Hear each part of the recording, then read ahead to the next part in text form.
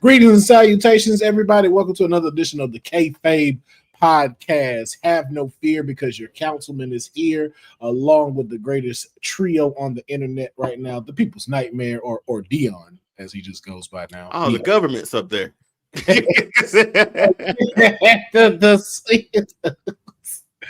Is here wrestling with Honey. We are here, episode 49, and we have a lot to talk about today. Of course, you know we always going to get into the Smackdown preview. We got some trending news. AJ Styles retiring? Nope, I don't believe it. It better not happen. No way. Interesting news, man. Interesting news that we are going to discuss. Also, we're going to do a quick Wrestlepalooza recap. We got a couple of fantasy bookings and an original segment of Blasphemy that we are going to jump into. But we're going to get in there real quick with Smackdown because the Smackdown preview, a little thin, man. All we really have scheduled for is the triple threat match that was originally supposed to be on the Wrestlepalooza card, but was moved to this Friday. My client, Miss Tiffy Time herself, Tiffany Stratton, will be defending her WWE Women's Championship against Nia Jax and Jade Cargill. So, what I would like to know is, with this match illuminating in Orlando, Florida, I want to get y'all a quick take. Who walks away with the belt? Dion, let's start with you, and then we'll roll into Honey, and that'll roll into Honey's Honey Pot predictions. Well, seeing how they made a triple threat, because at first it started off as a singles, right? With just Tiffany and Jade. Well, no, they had their match. They had their match. Oh, so they had that. That's right. That's how we got to this. So I still think Tiffany retains out of this, man. I don't know if you pull that trigger now and you can get away with it by having Nia and Jade go into a feud against each other perhaps after this. So yeah, let Tiffany, because Jade needs a good rivalry after the Naomi stuff. That's all she's pretty much had. So yeah, let's use this to sort of make that match, and then we'll have Tiffany retain and head on what's the next one? Survivor Series. So no. Yeah, Perth. It's a long day, man. Whatever the next pay-per-views are, she'll still be champion. Perth. No, you said Perth there, Chris. Yeah. So she'll still be champion. But it just to sort of give Jade and Nia something to do too. So that's gonna be pretty dope. Gotcha. To answer both a question, never nervous about any of this stuff. And we do know that the winner will face Stephanie Verker, the new Women's World Champion. We'll get into that in a little bit.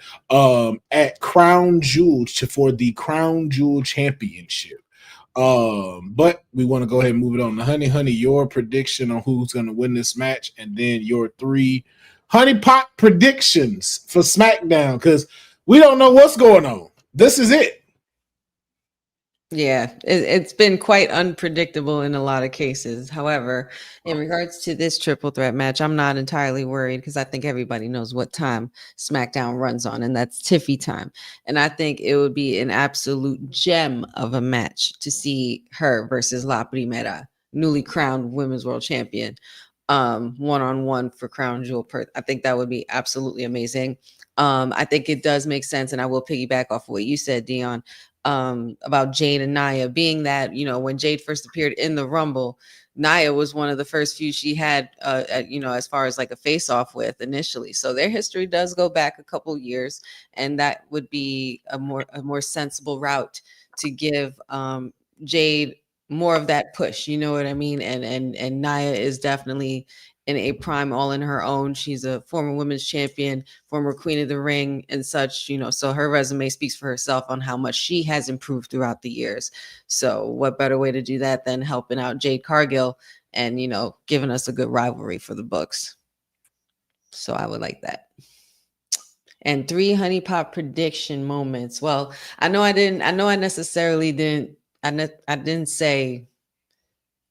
did say last week that Aleister Black was going to Black Mass Damian Priest. However, that did not happen. But I do think that we're going to see a little bit more of what's going on with their story as well. I feel like we're going to get down to the nitty gritty finally where they are face to face, Aleister Black playing mind games and such. I'm really interested in the Street Profits. And with Bo Dallas appearing and giving his peace of mind with what's going on between them and the attack based on last week. And let's see, where's the United States Women's Champion at? That's all I want to know. Like, where's she at? Where's this title at? What are we doing here? That's what I want to know. I got questions, more so than predictions lately. Okay. Hey, man, and those questions do need to be answered, and hopefully they do get answered this Friday on this edition of Smackdown. Make sure that you tune in. It's coming live from Orlando, Florida, and there's no reason for you to watch it alone. Why don't you check out the Honey Night Smackdown over on Women's Wrestling Talk, beginning at the top of the hour of Smackdown. Sit with the community, sit with Honey, catch her reactions, join in on the discussion, and then also right after that, it winds into WWT Live. So you don't want to miss any of the action going down this Friday. But I want to now jump into this past weekend, Wrestlepalooza, the first exclusive ESPN PLE by the WWE happened this weekend. And judging by how Dion is shaking his head, and Honey has hers lowered, I think we all got the same feel of it. Mid-city. Mid-fucking-city. For a first show, this was like, you could sort of feel how the night was going to go after the first match. And we'll get into it, but I felt like where we were going to, like nothing was going to happen. Like nothing great was going to happen from this or come from this, really. Yeah. This is really one of those first times that, hey, AEW beat y'all. AEW should have stayed on at the same time as them. They really should have. Mm-hmm. Because the Kyle Fletcher Hangman match happened the exact same time John Cena and Brock was on. And I watched the Kyle Fletcher Hangman match. Mm-hmm. Like they like, again, a lot of matches on that card, but none of them missed as opposed to this PLE. But let's get into it. I just want to give what we'll do about this. We won't have a full recap discussion because we do got a lot to discuss. And again, we want to stay under our time that we were trying to say dedicated to our time. And We've been good. Yes. So what I'm going to give for these matches, what we will do is I want y'all to give your grade on this match. 2 things you liked about it, 2 things you didn't that you thought could have been better about the match. And that's how we'll move with that one. So let's jump right into the first one. The open. Just rip the Band-Aid right off. Let's just do it. Brock Lesnar versus John Cena. John Cena is on the sunset of his retirement tour, and John Cena, in a shocking fashion, or not shocking, lost to Brock Lesnar in under 8 minutes to multiple F5s. So Dion, just the bewilderedness on your face, and the fact when he does this, you could just tell he's done. At that point, yeah. What grade do you give this match? I'm giving it an F. I hated this thing. I hated it. Like, hated it. I hated it. It was hated it. Shout out to Louis. Like, I don't know what we're doing with Brock. I don't know how much longer he's gonna be around, but he's had more matches. Well, there's more matches behind him than ahead of him too. So, best thing about it, I mean, Cena's shirt was amazing. He came out with kids. That was even great. Worst thing, Brock won. The second best. One bad thing and one good thing. Was that it, or 2 and 2? Oh, however you want to go. Just grade and then what you thought about the match. One more bad thing. Yeah, Cena lost. Like that. It shouldn't have happened like this. I don't feel like it should have. If anything, let like Cena go out on his shield, and you have a really good long match, like a banger of a match, and he's defeated that way. But don't just squash him like you did at SummerSlam, man. That was about That was about the same match, and it was just disappointing, especially for the first match in ESPN history to do that. For Wrestlepalooza, for this to be the one. This is a trivia question. This is a terrible one to start off on. And I remember watching this, and I was like, the rest of the night's not going to go that well. Like it just, maybe I set myself up for disappointment after that. But hell, they made it. Yeah, they made it work. But yeah, they made it work. They made it work for it to be the worst show that I've seen in a very long time. Yeah. Now, honey, following the loss to John Cena, we also saw Paul Heyman come out to introduce Brock Lesnar. And one thing that he had to say about this on the WWE Wrestlepalooza post show, he stated that I've said it the night Brock Lesnar conquered the Undertaker's undefeated streak at WrestleMania. Brock Lesnar is not here to put smiles on people's faces. Brock Lesnar is here to put tears in the eyes of children. With knowing that now, how do you grade this match and your thoughts? I mean, I get it, Paul. I get what you're selling. However, I am going to give this match also an F in my eyes, because I basically was given all this hype about this match, about this rivalry. You know, I was there at SummerSlam when that crowd completely went apeshit when this man's music hit, because nobody believed it would happen, and it did happen. And you know, at least make the match, you know, even out. Like, you know, you don't want a complete blowout. You know, this guy was getting F5'd all over the place, no knuckle shuffle, just 3 attitude adjustments, and just literally getting beat down like an old dog. And I don't want to remember John Cena and Brock Lesnar's last match this way. Like, I wanted to see Super Cena come out and do his thing. You know what I mean? And overcome adversity. You know what I mean? Like, what we've been past the point of him losing the title. Why are we going to bring him down this road in his retirement, like towards the end of it? And why Brock Lesnar in the first place? Why? Just so you can have a good payout? You know what I mean? Like, I'm pretty much like, you know, pretty much I already knew and felt something wrong about this match once they had announced that it was going to kick off the show. Because and Pat, you said it to me too. They like, Brock Lesnar is going to walk in there and do his business and leave one and done. He's not, and he was right. He's not leaving. It was just hard to believe that he couldn't lose at first, but I'm just like, there's no way at this point. There's no way. But I'm not sure why they came up with this decision. I'm not sure. I'm seeing on the internet that, and you know, on socials and stuff like that, there's different reports saying that Triple H made that decision last minute, and I don't know, but yeah, some are even saying that Cena made the decision too. Like, some of the rumors, I mean, saying that it was his choice too. I mean, hey, say whatever you can, but either way, it doesn't shy away from the fact that the match was not up to par the way we wanted it to be, the way they know the people wanted it. You know what I mean? The only good thing about it was the kids and the entrance, because that damn near made me cry.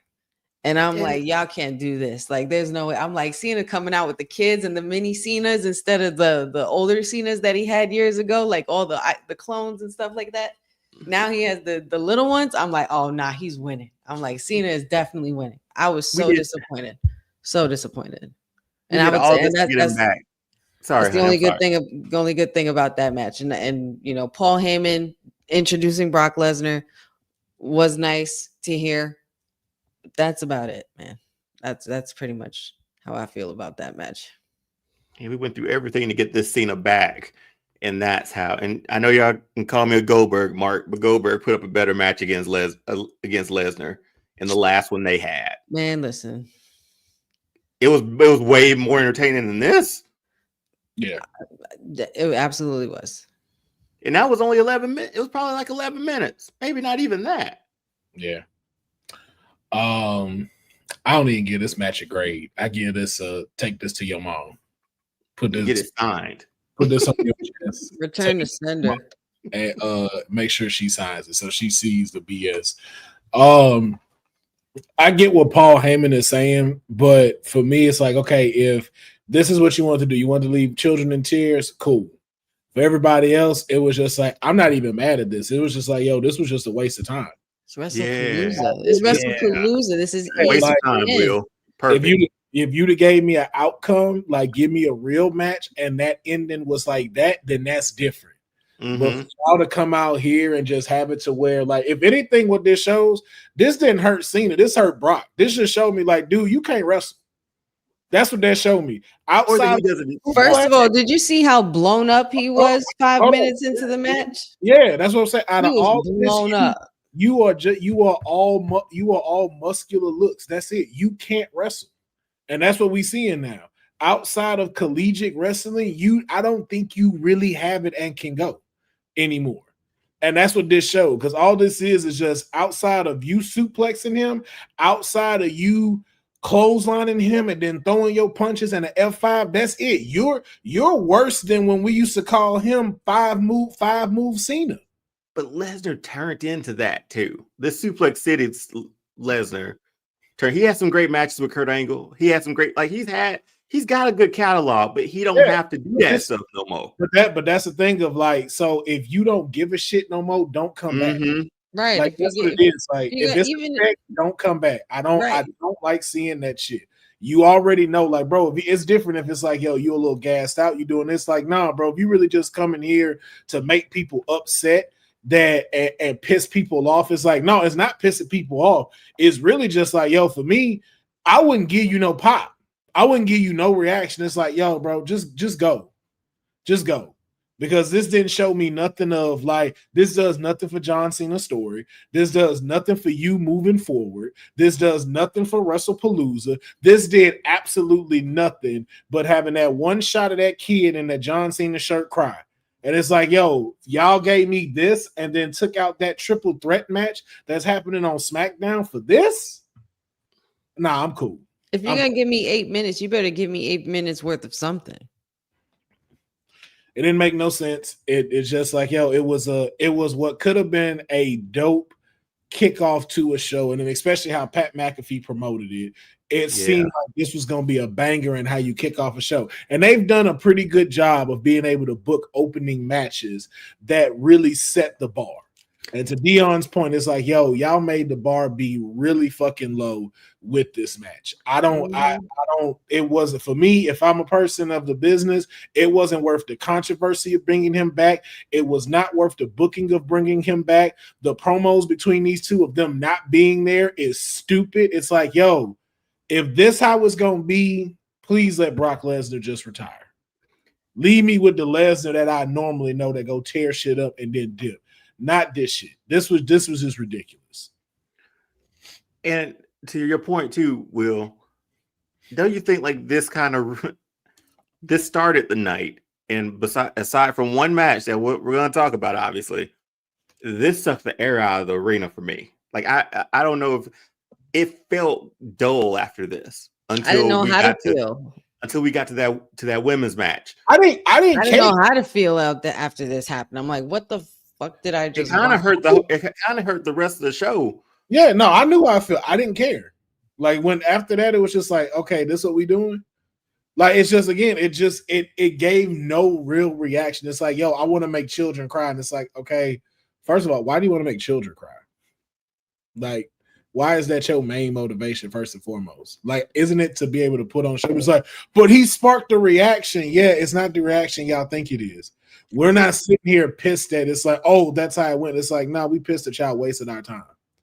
And especially if you got us paying $30 extra fucking dollars for this damn app that I know for myself I don't want because I don't watch sports. So I got to pay extra to watch this bullshit.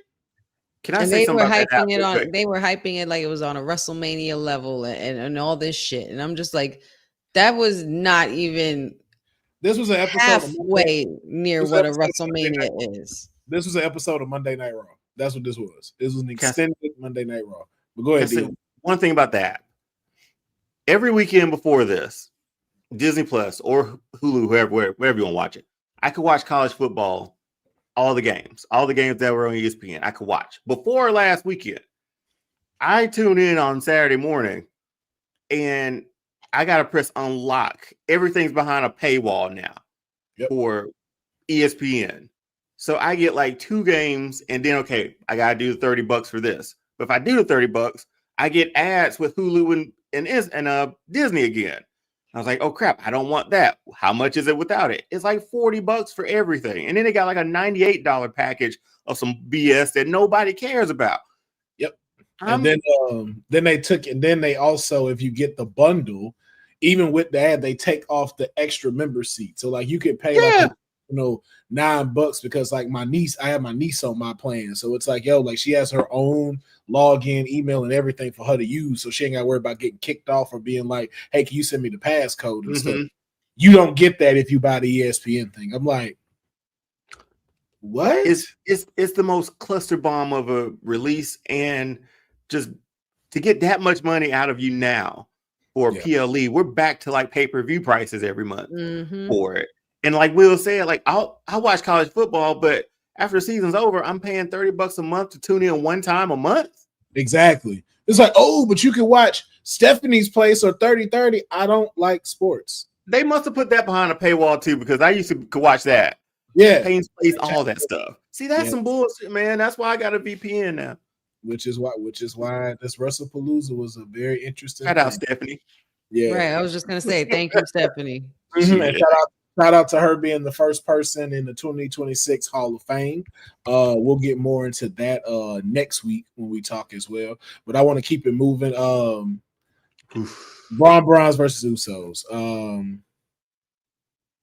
Let me go first. I'm giving this a B-. And I'm giving it a B- because it was no originality. And I've said this thoroughly. This is the problem when I've seen this match 8 times before we got to Wrestlepalooza in 8 different ways. Oh, it's Jimmy and LA Knight. Oh, now it's Jay and LA Knight. Oh, now it's Jimmy gonna face Braun. Now it's Jay facing Braun. It was the same shit over and over again.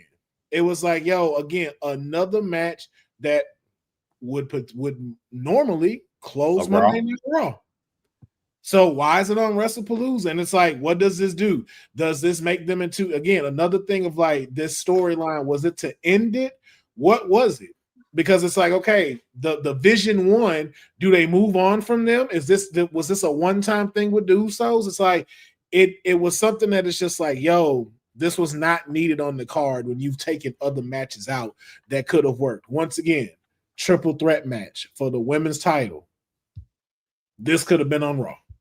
So I'm giving it a B because they still did do a good performance. LA Knight did great as a special guest referee. It checked off boxes that it needed to check off, but I give it a B just because of it was unoriginal. And it didn't push a needle forward and it didn't push the story forward whatsoever. Honey, what do you grade this match?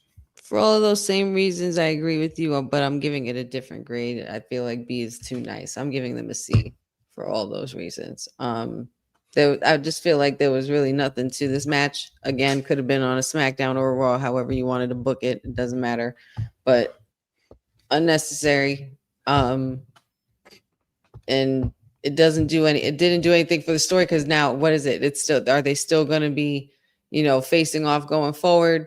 Where does the beef land between them now? Does LA Knight finally move on and go for the world championship or what? Where are we going with the story? I mean, it seems like we're paying attention. This is also more so about Jay in a lot of ways, though, I will say, which is probably the most interesting part about the storyline with all of this. But like you said, we've seen them face off way too many times on a Monday Night Raw, and it was way too repetitive, way too many tsunamis. I get it, but yeah, I wasn't too happy with this match, so I'm giving it a C. Okay. Dion, what do you grade this match? I would have given it a higher grade if LA Knight kept that vest on while he refereed. It's a badass vest, man. He got some badass vest. Yes, that was. But I'm giving it a C. Same everything that Honey echoed for that one, and what you echoed, Will. We've seen this before. We've seen this combination. I get better combinations in universe mode. If I put these 4 in a rivalry. So I mean, yes, it's progressing Jay's story. I'm not sure what it's really doing for the bronze. LA Knight should be next up somewhere for a world title or whatever, but that's another discussion for another day. Yeah, man, like not much to write home about this. I felt like I've seen this before. Yeah. There y'all have it. All right, we're gonna move on to the next match, which I think was the saving grace of this match. Boy, A plus plus plus plus plus plus. They better get old girl bonuses, man, because they. Yeah, man. The vacated women's world title was decided at Wrestlepalooza between the Genius of the Sky, Io Sky, and Stephanie Vaquer in a banger of a match when the dust was settled and all the girls finished flying from the top ropes. La Primera seals in probably the greatest rookie run of all time, securing and becoming the new women's world champion. Just to throw this out, in 2025, this woman has held the NXT title. She became a double champion as the North American, women's North American title on NXT, and has now added the women's world title to her belt. And all of this in 2025. Outside of AJ Styles, I don't think you can find a better rookie of the year. Well, you said that, I thought of one person, and I thought of Kurt Angle. Kurt Angle came in, again, no world titles, right, yet. But he had one at the end of it, his first year. He won the European title, Intercontinental Championship, King of the Ring, and the WWF Championship within a year. For 1999, that's a good year in that roster. Didn't she? Wait. Who won Deadline? Julia won Deadline. Never mind. Julia won Deadline. Yeah. So that's the only person I could think who came close to a run like this for a rookie year. But this is amazing. She got all major titles on her, right, on her resume. And double champ. Like, yo, yeah. I don't think it beats that. But yeah. Honey gave it an A++. What do you give it, Dion? This was the best thing of the show. I don't think there was any notes needed for this one. You saw the crowd reaction for it. Stephanie's rookie year has been amazing. She's in there with Io. This was a perfect cocktail for a hell of a match that saved Wrestlepalooza. Sure did. Now if we just throw my client in there, Roxanne Perez, and this now we got too many people in there. Now we got too many people. Nah. See, don't do that. Come on,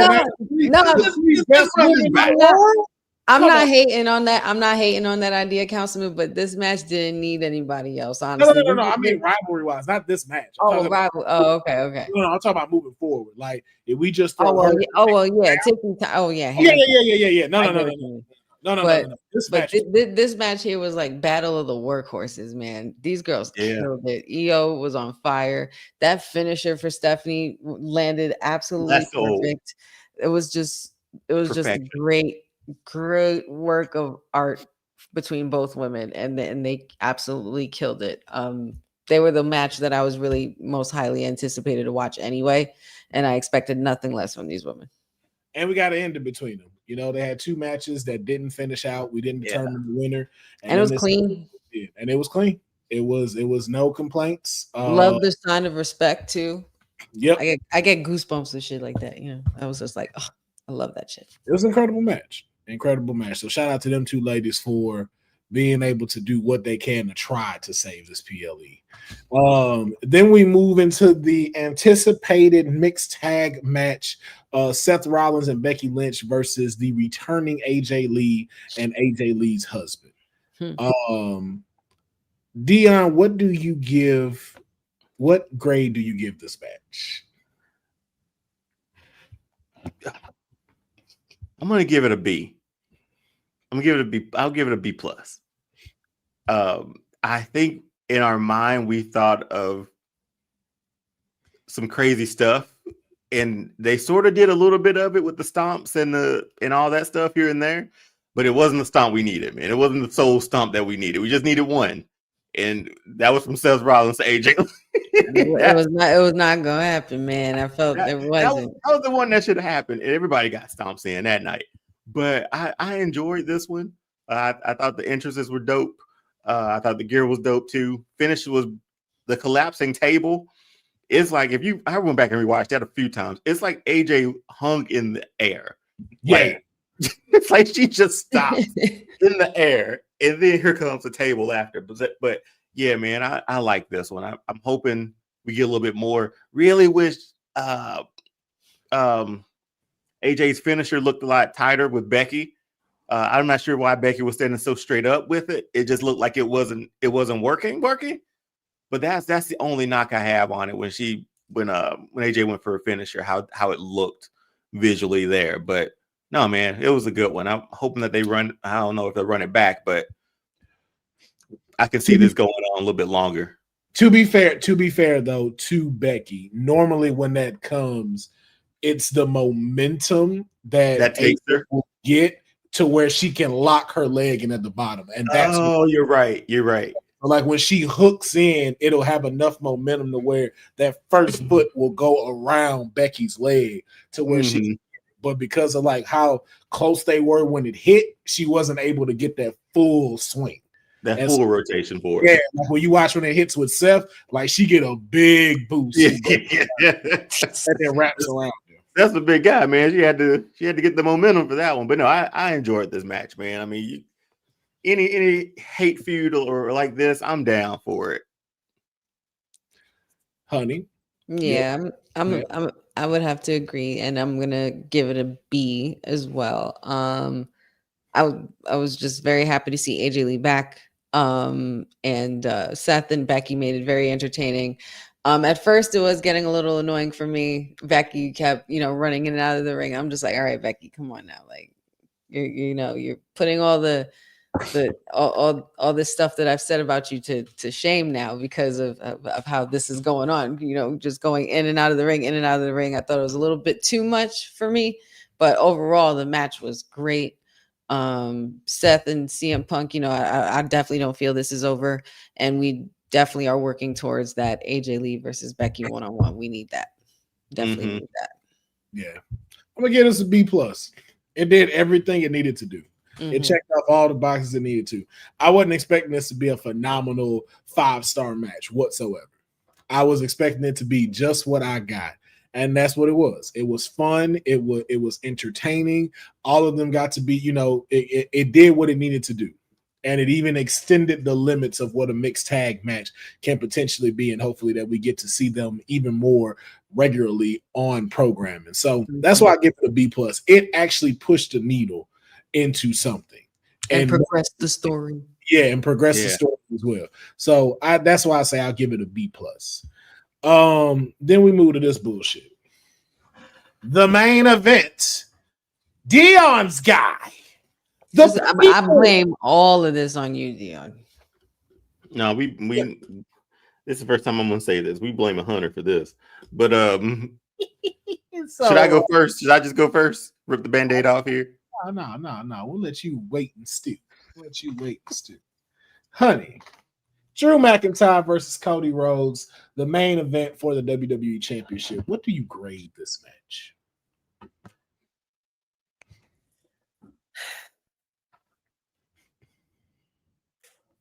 It's like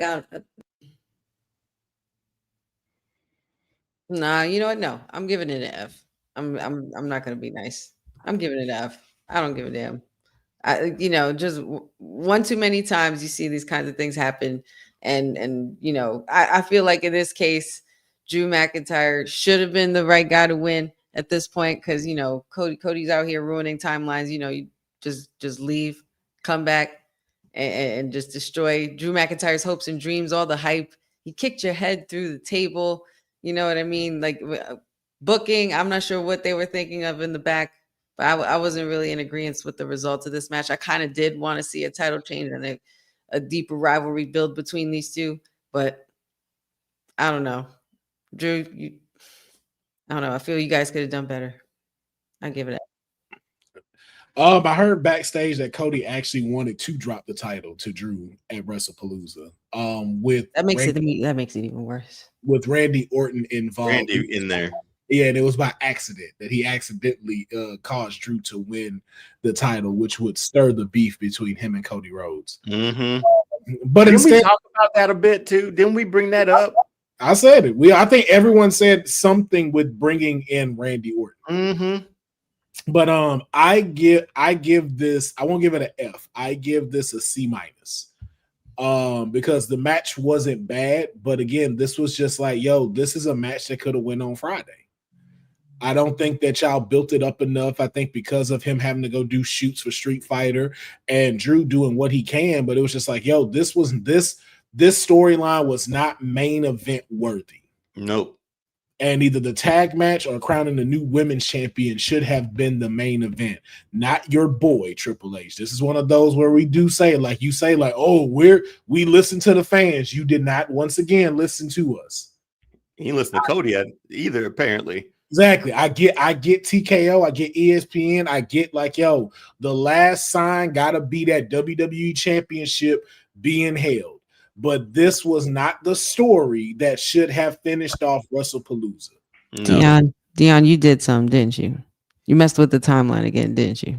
Not with this one, man. Not with You sure? I'm positive on this one. He's sitting there like, nah, I played this with it.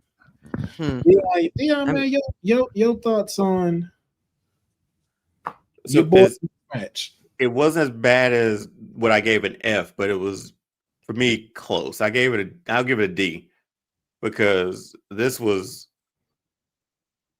Cody's a good baby face, man. Drew's a great heel, but like you said, this could have been a Friday night match if they're gonna, especially the finish with the whole TV monitor and the table, with the ref stopping him from doing it.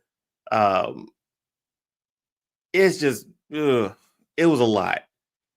And you don't want people to sour on Cody as much as a babyface. You gotta let him. And granted, he won it back at Mania, so this would be like it wouldn't be quick. That was April if he were to lose it. But you're losing it to tell a better story at the end of the day, too. You're losing it to get Randy Orton into the fold again. And we're somewhere down the road, we get Cody versus Randy. That makes sense for the title. So I thought like there was a lot of possibilities with this match, and it didn't execute. And even until like the screen went black, you were still waiting for something. And it being a lackluster finish like that for a first show in a main event didn't deserve to be main event. Love Cody to death. Probably didn't deserve to be on this card for Wrestlepalooza. But he is a champion, and you want to get the champion on there. I understand it. Got to sell tickets and got to sell subscriptions apparently. But this wasn't it, man. There's two other matches that could have main evented over this. Yeah. And a match that didn't make the card could have made this card too. So it's just a disappointing finish all the way around. They keep doing stuff like this, the crowd's going to turn on Cody kind of quick. So they need to be careful how they sort of tread from here to Rumble, probably with him. Yeah. Yeah. The thing I'm noticing, that the pattern that I'm seeing is we're choosing dollars over product. Boy, you telling me.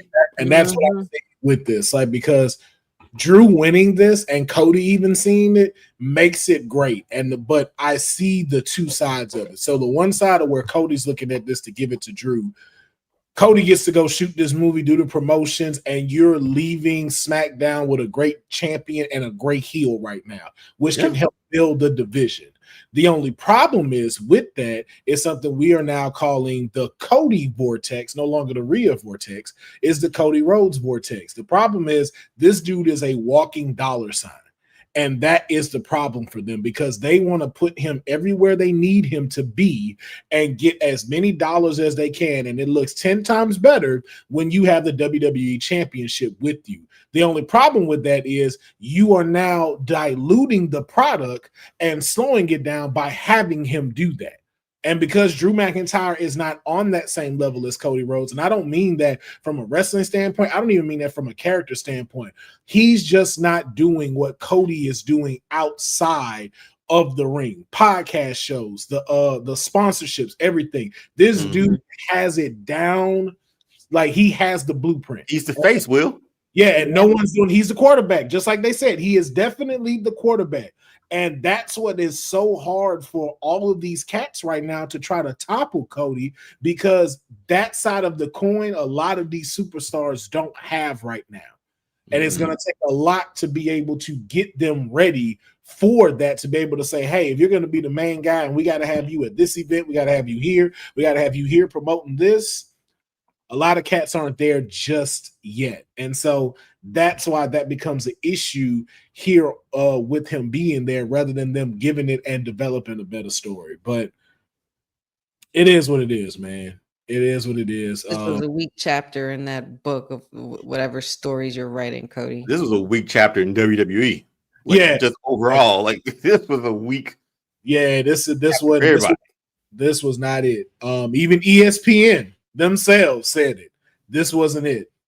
I'm not sure why everybody's so surprised in regards to the rating, because that was everybody's initial reaction anyway. Everybody I saw was upset about how the turnout of how this was, and how much more there could have been. Everybody, and this is what, and I know I've said in the past many times, like, it's hard, I just want to sit back and watch the product and take it for what it is and appreciate what they give me. But it's events and moments like this where it's like, how could you guys completely flop on something like this? It's as much as you guys were hyping it up, like, not even any other appearances or anything like that, like nothing, absolutely no surprises, like absolutely nothing. We on ESPN. We don't get a Stephen A. Smith segment with New Day in the back. Like, we don't get none of that. Well, these are all like things we knew would happen before if they had a crossover like this. But can I be honest for a second? This is a safe place, right?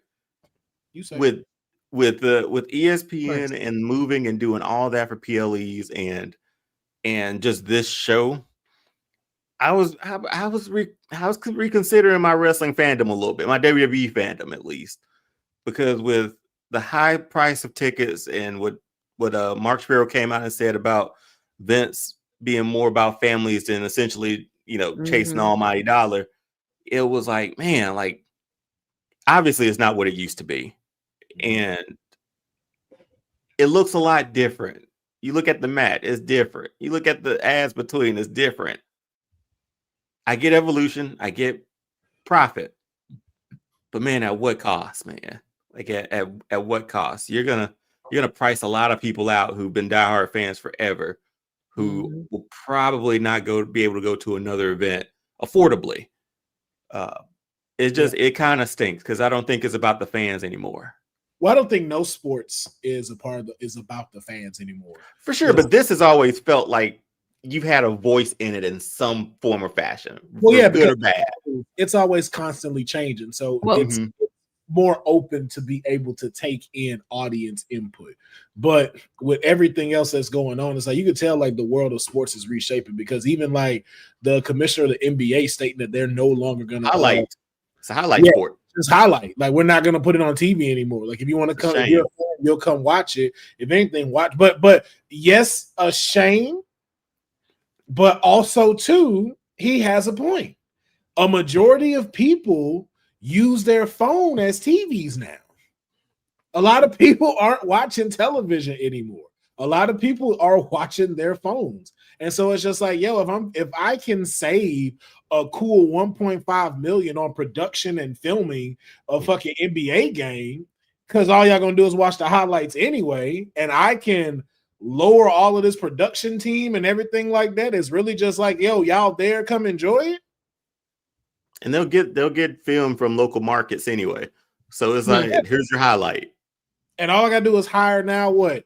An iPhone crew. I don't have to carry these people with the big thing like that. I don't have to do none of that no more. Like, I get what you're saying, Will, but man, you got a very good point. There has to be like y'all didn't feel anything from Saturday, like the whole process of getting ESPN, watching it, knowing that this is going to be your monthly thing every year, every month. I'm telling you, I felt got.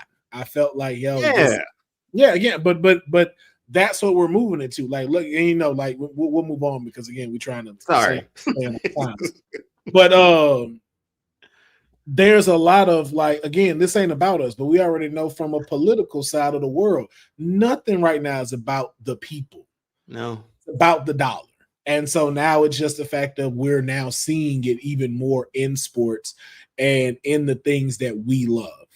Even like watching Starbucks have to close 100 stores because they're not doing great business. Why?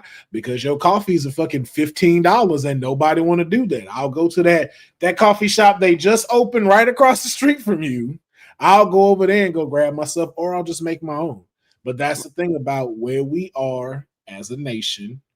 And these are some of the things that, unfortunately, we have to deal with until people finally see, hey, you know what? Maybe we should stop worrying about how much money we can put in our pockets that we in no way could spend in our lifetime, and maybe start thinking about the people and making experiences rather than going, I have to have $850 million in my bank account to do what exactly? So that's just a thought with there. But that was our Wrestlepalooza wrap up. And with Cody Rhodes retaining his WWE Championship, we are now moving into Perth, which is about 2 to 3 weeks away. October 11th, it will be in Perth. And we will be having the Crown Jewel Championships for the men's titles and the women's titles. And it will be Seth Rollins and Cody Rhodes going at it again, champion versus champion. 8 a.m. Oh man! All right, okay. Making breakfast and watching wrestling on a Saturday morning. That's new. I'm about to catch this rerun. Tell you. I don't know who doing watch-alongs for these, but won't be me. I don't know if I'll be able to do a watch along. I'll do a post rerun. Shit, I'm gonna be getting up for the post show. Like, What happened? What happened? You didn't watch the show yet? It's off already? Damn. Nah, I'm making eggs. I'm making something. We gotta do something. Hey, honey is a devoted fan. I'm a devoted fan of my sleep. But even more news of what we have going on is as y'all said, you know, this is a company that does listen sometimes. More than we do from other sports that we know. And because of that, one thing that we have been talking about, especially when it comes to this John Cena tour, retirement tour, is that the one match we do want to see, and we was like, yo, we got to make it happen. And kind of felt disappointed about. We got John Cena will take on the phenomenal AJ Styles in Perth. But I want to ask y'all opinion on this, with the fact also too that we will not get any promo between these two superstars, as the next date for John Cena in his tours is just at Crown Jewel Perth. No Raw, no SmackDown. Remember, we already had his last SmackDown, and we only got 2 more Raws in Boston and New York. So what are your thoughts on this match, knowing that that is also happening? Dion, let's start with you. I mean, given where they both are in their careers now, I think this is more of like a mutual respect sort of match. Like, it's not about the face who runs the place anymore. It's not about any of that. So we were going to turn up for this anyway. And we've been begging for this all year. So little promotion from AJ, sure. But I don't think it's needed, man. I think we wanted it. We're going to get it. The careers of these two guys and their overlap and what they did for when they overlapped when AJ got there, like all that's, they're both baby faces now again. So it's just going to be like a show of respect sort of match. And I think that's fine. I think you can do that without a solid like build, because there's not going to be anything heated that's going to be said between the two. Hey, shoot, Cena used AJ's move but 2 matches ago. Styles clash. So it's more of a mutual respect sort of thing. So that's going to be what I'm taking away from this one. But man, this just makes me smile when I saw it though. Like this is how we should have felt for Cena's entire run. This is what he should have been doing, going through his rogues gallery for 12 months. That's it. Yeah. Now, honey, with the question that Boza has proposed of how do you feel about AJ being the one that may give John Cena his 100th PLE win? Your thoughts on this match?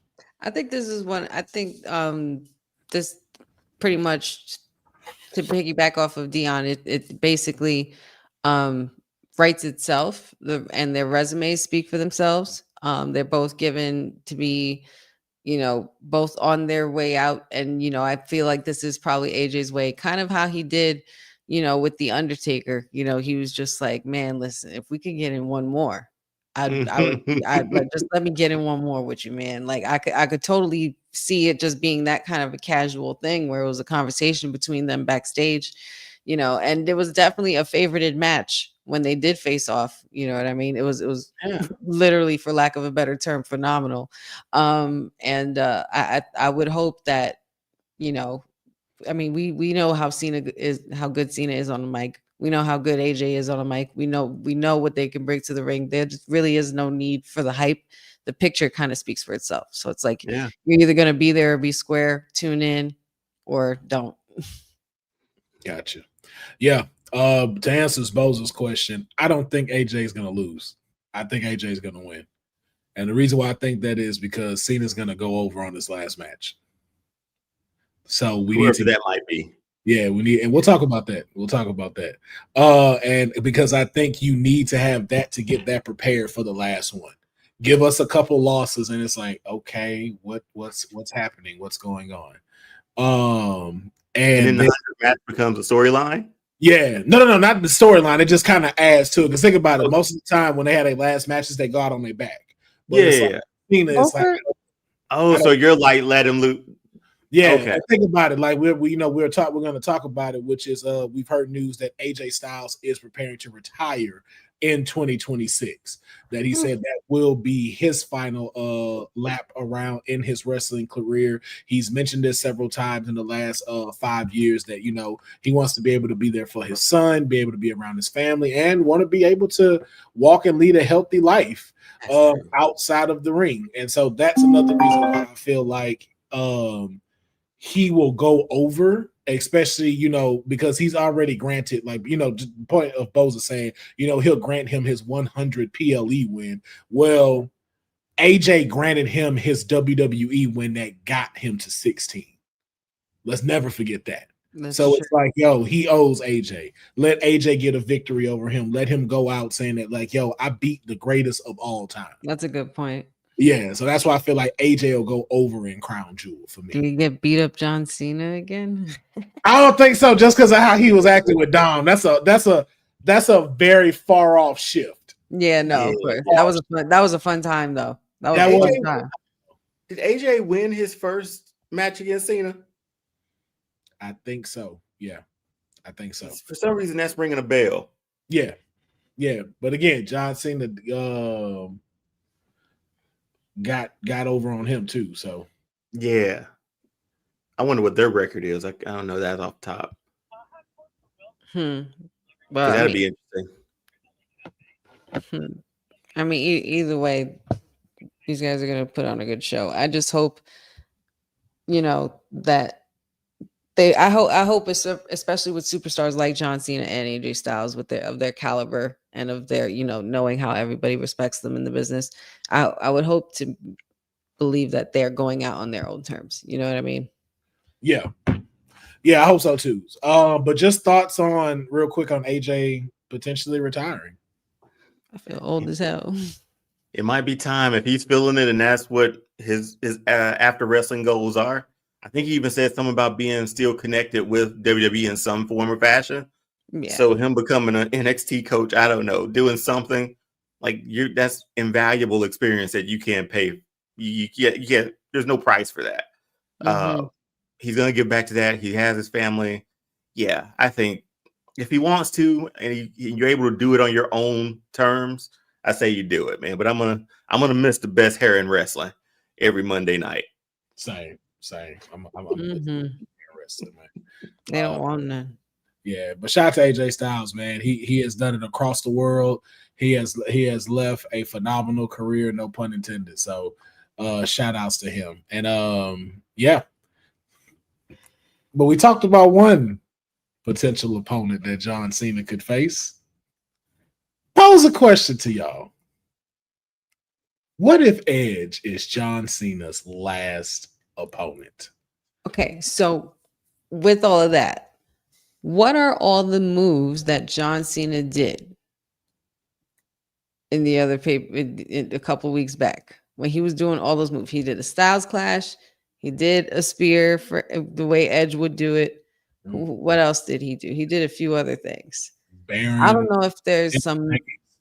Say again. Baron's end of days. He did do end of days too. I don't know if it's leading to anything, but I think it's very interesting the selection of moves that he did. But leading into this, I'm seeing this literally everywhere. But lately in recent hours, I literally saw that, that it's not it's not definitely something that's not going to happen, but it's just it's not really what people are saying it is or could be. But I wouldn't mind if if you want to indulge me in a what if, shit. Yeah. I would respect the hell out of Tony Khan and Triple H for putting that shit together, because then it's like, holy crap, you really do listen to us in some way, shape, or form, weird form, like, you know what I mean? But I don't know if it's gonna happen. I would love for it to happen, of course, on paper. Like I think everybody in the world would agree that they would want this to happen. Go ahead. No, you go ahead, Will. I would say I don't give Tony Khan or Triple H that credit. No, I don't give them listening. No, this is Edge and John Cena listening is what that is. And what we saw on AEW with Edge technically exiting the storyline. Yeah, what did he necessarily say to? What did he say to Christian? I think Beth was hurt, and he was saying that, like, hey man, I need to go check on this. I got like, I got to step away for a while. I don't know if I'm coming back and stuff. And then Christian, playing towards the whole patriarch thing. Well, I don't have a family anymore anyway, so I get it. Go protect your family. And he was like, no, you always got family because you always got me. And hit the handshake, and that was it. It seemed like he was exiting out of this place. And so, again, there hasn't been no real talk about what his contract is with AEW at this time. And it does seem like it could be. And again, we don't really know what his contract was to begin with. Mm-hmm. He could have decided that it's just there just to be there. So if that is the case, we could potentially hear it one more time in WWE on Saturday Night Main Event to close it out. Be perfect. I'd cry. So there were two rumors. I don't know how true they are. Take it as a grain of salt, right? Some said his contract was up in October. Then another report said that he's going to film stuff for like the Percy Jackson TV show. Yeah, because he's in that. So they were like, don't think that he's going to jump to WWE anytime soon for it. But I think I may have asked this question way before. If you had to pick John Cena's John Cena's Joker, who would John Cena's Joker be? Edge. Without a doubt. Rated R superstar Edge, yeah. And we've been saying it. I've been saying it this year. He's over in AEW doing these matches when this man should be wrestling John Cena at least one more time this year. That's why I was like, yo, if this don't have, because think about it, if it's not a new person that he just hands the reins to at Saturday Night Main Event, like Gunther comes back or something, it's John versus Gunther, then it's like, yo, out of all the rivalries John has had that you could get here, this is one of the last people. That's it. That where like, when you think of John Cena and you think of his stuff, Edge is the other one. And even to Sendil's point, you could say Randy. But we already got him and Randy. And I think we got him and Randy where it was supposed to be, where it was supposed to happen. He is definitely one of his top 3 rogues, as we're putting it. But this one with him and Edge was just something else. because the thing was, what most people won't give credit for, and I'm sure Edge would, John helped Edge become a superstar. Like, this was like everybody had already seen this when it was Edge and Christian, but because of the battles these two had to go through, it made Edge into the undeniable superstar that he is now. Yeah. And it made John, and really too, it also humbled John into understanding what he needed to be for the company. where I don't have to now hold this on my back. I am still a golden boy, but I don't have to be the ultimate golden boy. There is a guy here that knows it, sees the value, and is doing everything he can to be able to put on for this company. You saw these two elevate to new heights during their so I feel like if you go end it, it's like, I again, just somewhere in the universe, make this happen. Like if we could get him to come out during Raw where John's in Boston, dragging his daddy by the collar. Rap. Like how Batista was dragging Ric Flair. Yep, rap. On this day, you think you know me here? I'll lose my shit. I would too. And see, that's a rivalry that, again, you could fight. Granted, they're older. There's some mutual respect there, obviously. But that's still you could relight that rocket real quick for a rivalry for a month. And you don't need a lot of time. You do not need a lot of time. There's so much history. So definitely, like if it's possible, at all possible, with whatever. Are we gonna have to go back to the drawing board on our John Cena timelines? Nope, my John Cena timeline damn near was what it needed to be, with the exception. I don't even remember one. I think we'll recap it towards the end. The edge for this will be, man, come on, man. It writes itself. It does. But we're gonna move on to NXT superstar Jasmine Nyx. Jasmine Nyx announced to the world via social media that she will not be renewing her contract and that she will be exiting the WWE. The WWE exit is due to contracts, not being able to come to terms with the contracts that was going on. A lot of other speculations were also around it, but to Jasmine Nyx, she got on social media to let people know exactly what was going on, which was the fact of simply it was just they were just not paying enough when it came to it. And we do get the details on that, which is normally that potentially NXT stars, and around her last contract, she was making $75,000 a year for a multi-year contract. So if you break that down, that's like what, $6,000, maybe $5,000, $6,000 a month. As far as to be here for multiple years. And then in re-signing her, you normally would increase the price of that. And they chose to not do that. They wanted to keep her at $75,000 in a new multi-year contract in that same amount.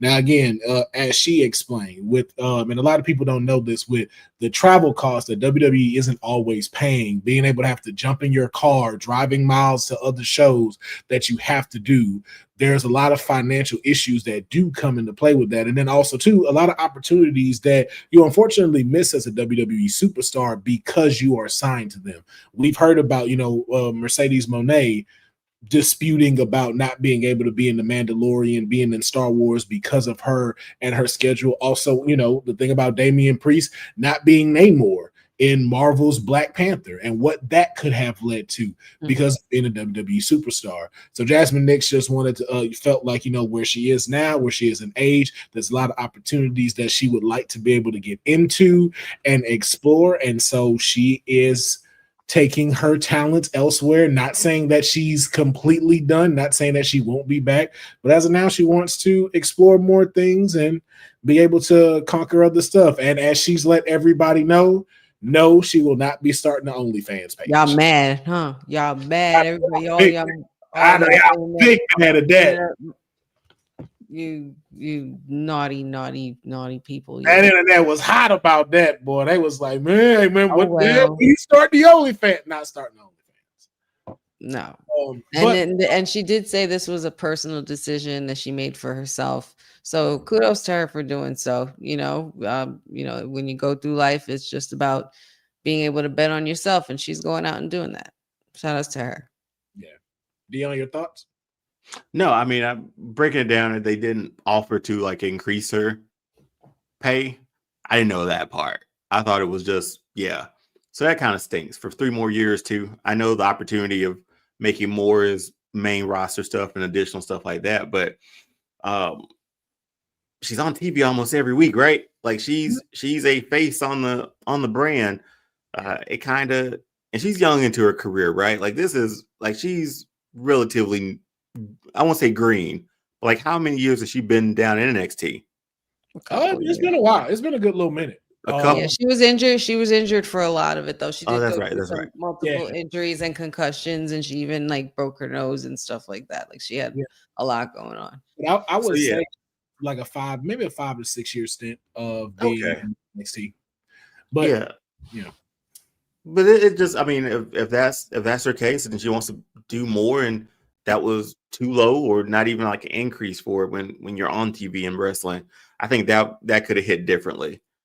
Because I feel like any little increase for that, she would have probably considered staying around. Yeah. And then again, like I said, I think a lot of people have a misconception of what goes on in there. Because like I know a lot of people are talking about, well, you're making 6 figures, so how are you having financial issues? And that's really not the case. Like main roster people, the minimum is like $350,000 a year. And you know how many times they go on tour and do things. And like that's the minimum. And so you have like top stars that are making upwards to like $1 million. And those are barely like a lot of people.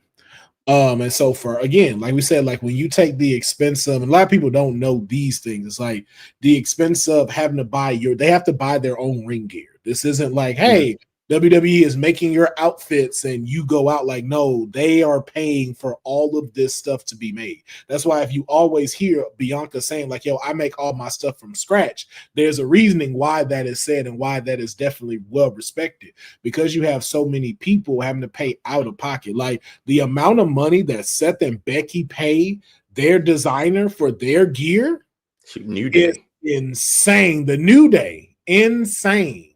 So you start racking that up, and again with other expenses that you have to pay out of pocket, $75,000 isn't enough. And look at the world that we're living in right now too. You also have to pay for your apartment. You also have to pay for your car's upkeep, groceries, being able to work out, payments for being able to do body recovery and stuff like that, to be able to keep yourself physically fit to be in this. Like 75,000 sounds like a lot, but once you didn't have to spend all of that, and then again, let's not even include being a woman and all the stuff y'all gotta use for upkeep, hair products, makeup products, regular clothing. It's like, yo, that's 75,000, that 5,000 or 6,000 a month, that's gonna go like that. Because already what 18 to 2,000 is rent.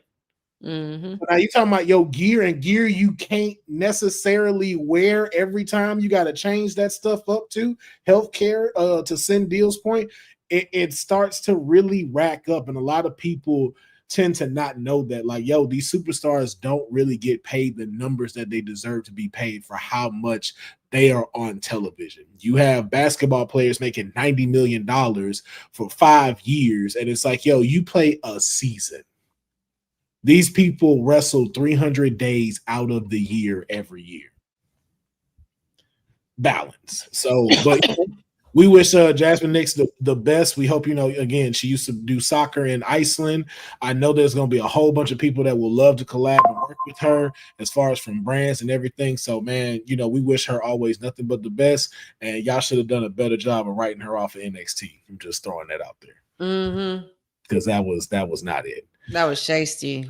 That was very shiesty. I'm like, y'all could have done way better than that. But now it is time to get into our Wrestle Blasphemy segment. And so I have some things here. We're changing this up a little bit. We're not going directly to the social media feeds. We are going to present something a little different to everyone. Now, we have been sitting here talking about how these things should be different, how we should change this stuff, this, that, and the third. So I would like to take us in the Triple H era, and I'm going to present you 6 things, 6 booking mistakes that are haunting the Triple H era. And you tell me, is this blasphemous or is there some truth to this? Y'all ready? All right. Yeah. The first one that is haunting the Triple H era. Not Triple H. The new himself. that's the first mistake. Expecting that. Yo, what up, James? Glad you love the podcast. Looking forward to seeing you this weekend at LA Comic-Con. But yes, the heel turn of the New Day. Has their heel turn been a booking mistake, and this is blasphemous to say, or is there some truth to how this heel turn was handled?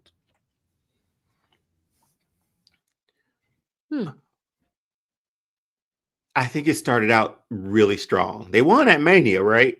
Like it started out real strong. The fact that we thought they were gonna break up and then they switched it on Big E, like that hurt a little bit, man. So I think it started off great, but poorly executed towards the end of where we are now. I don't know how I would phrase that as blasphemy. So would you say overall, the booking of the New Day heel turn, do you feel like they've dropped the ball, or did they succeed and execute this to the standard you would have wanted it to be? I don't think it was to the standard that I mean, they won at Mania. That's the huge highlight, right? Yeah, but we asking overall. But everything else, I can't hold Mania can't weight that much in this. I think it was a bit of a fumble, man. By Hunter. Okay. Honey, your thoughts? I kind of disagree. I don't think it's a wrestling blasphemy. I don't think this was a mistake in booking. I think the New Day are doing quite well for themselves. There's something different. We weren't sure what way it was going to go with this heel turn. At first, we thought it was going to be a split, because it was kind of but it was kind of predictable that way. And instead, they pivoted to having them, both stick with each other and instead turn on the people. And that's a great way to gain heat. There's also had some really funny and fun moments backstage with segments, even adding Grayson Waller as comedic as it is, but it's also been able to push Grayson Waller in a way, because you saw that classic between him and Penta. You've seen the interactions with Penta and Xavier Woods' hat. And, things like them saying, thank God for the New Day. And they were in mourning when they lost when they lost their titles. It's just, I think it's more fun with this New Day. So I wouldn't agree that that's a blasphemous statement. Yeah, they dropped the ball on this. Yeah. It could have been so much more to her. That was great moments, but it could have been they weren't. But what it is? It's in the middle between the two of you.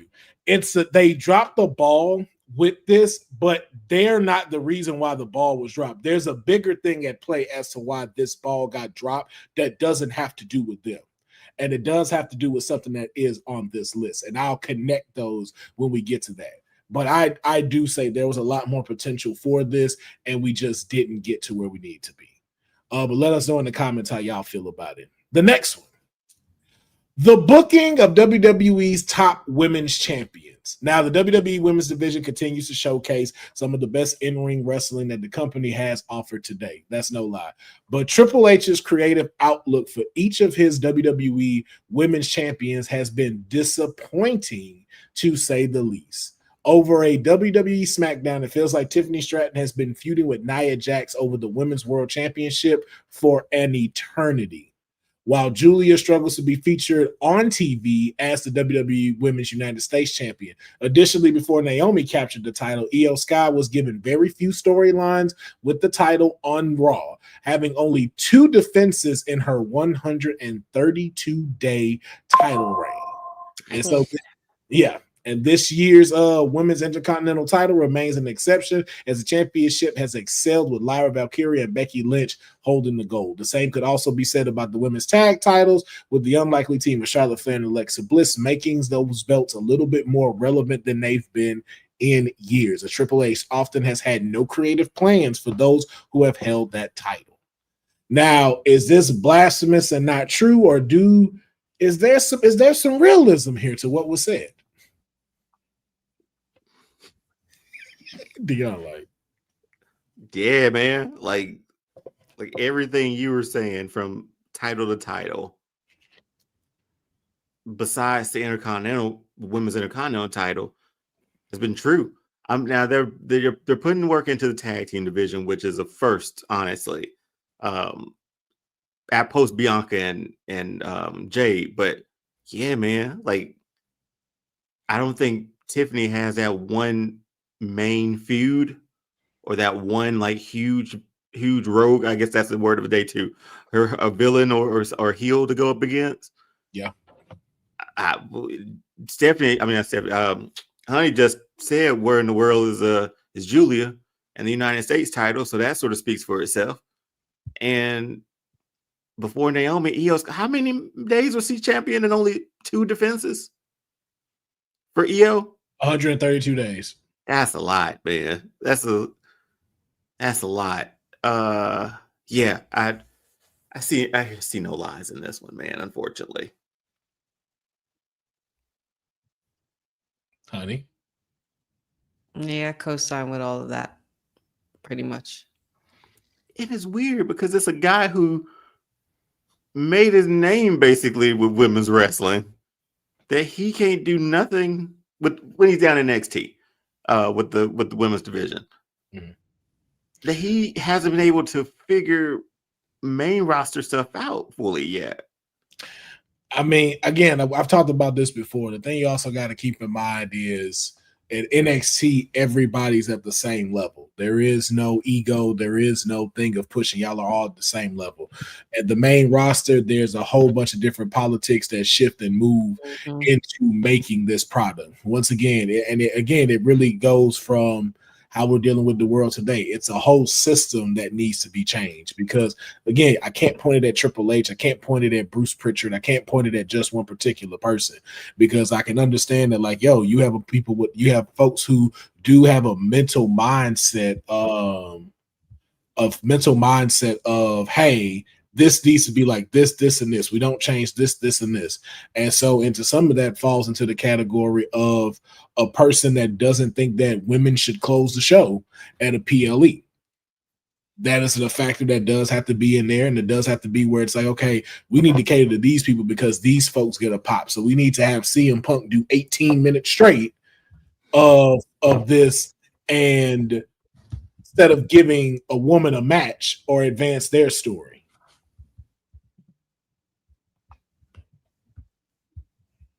Yeah, I can't say I'm feeling it.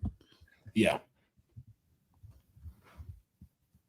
So, all right. The next one that we have is, my God, man, where is he? Where is he? Austin Theory's failed Money in the Bank cash-in.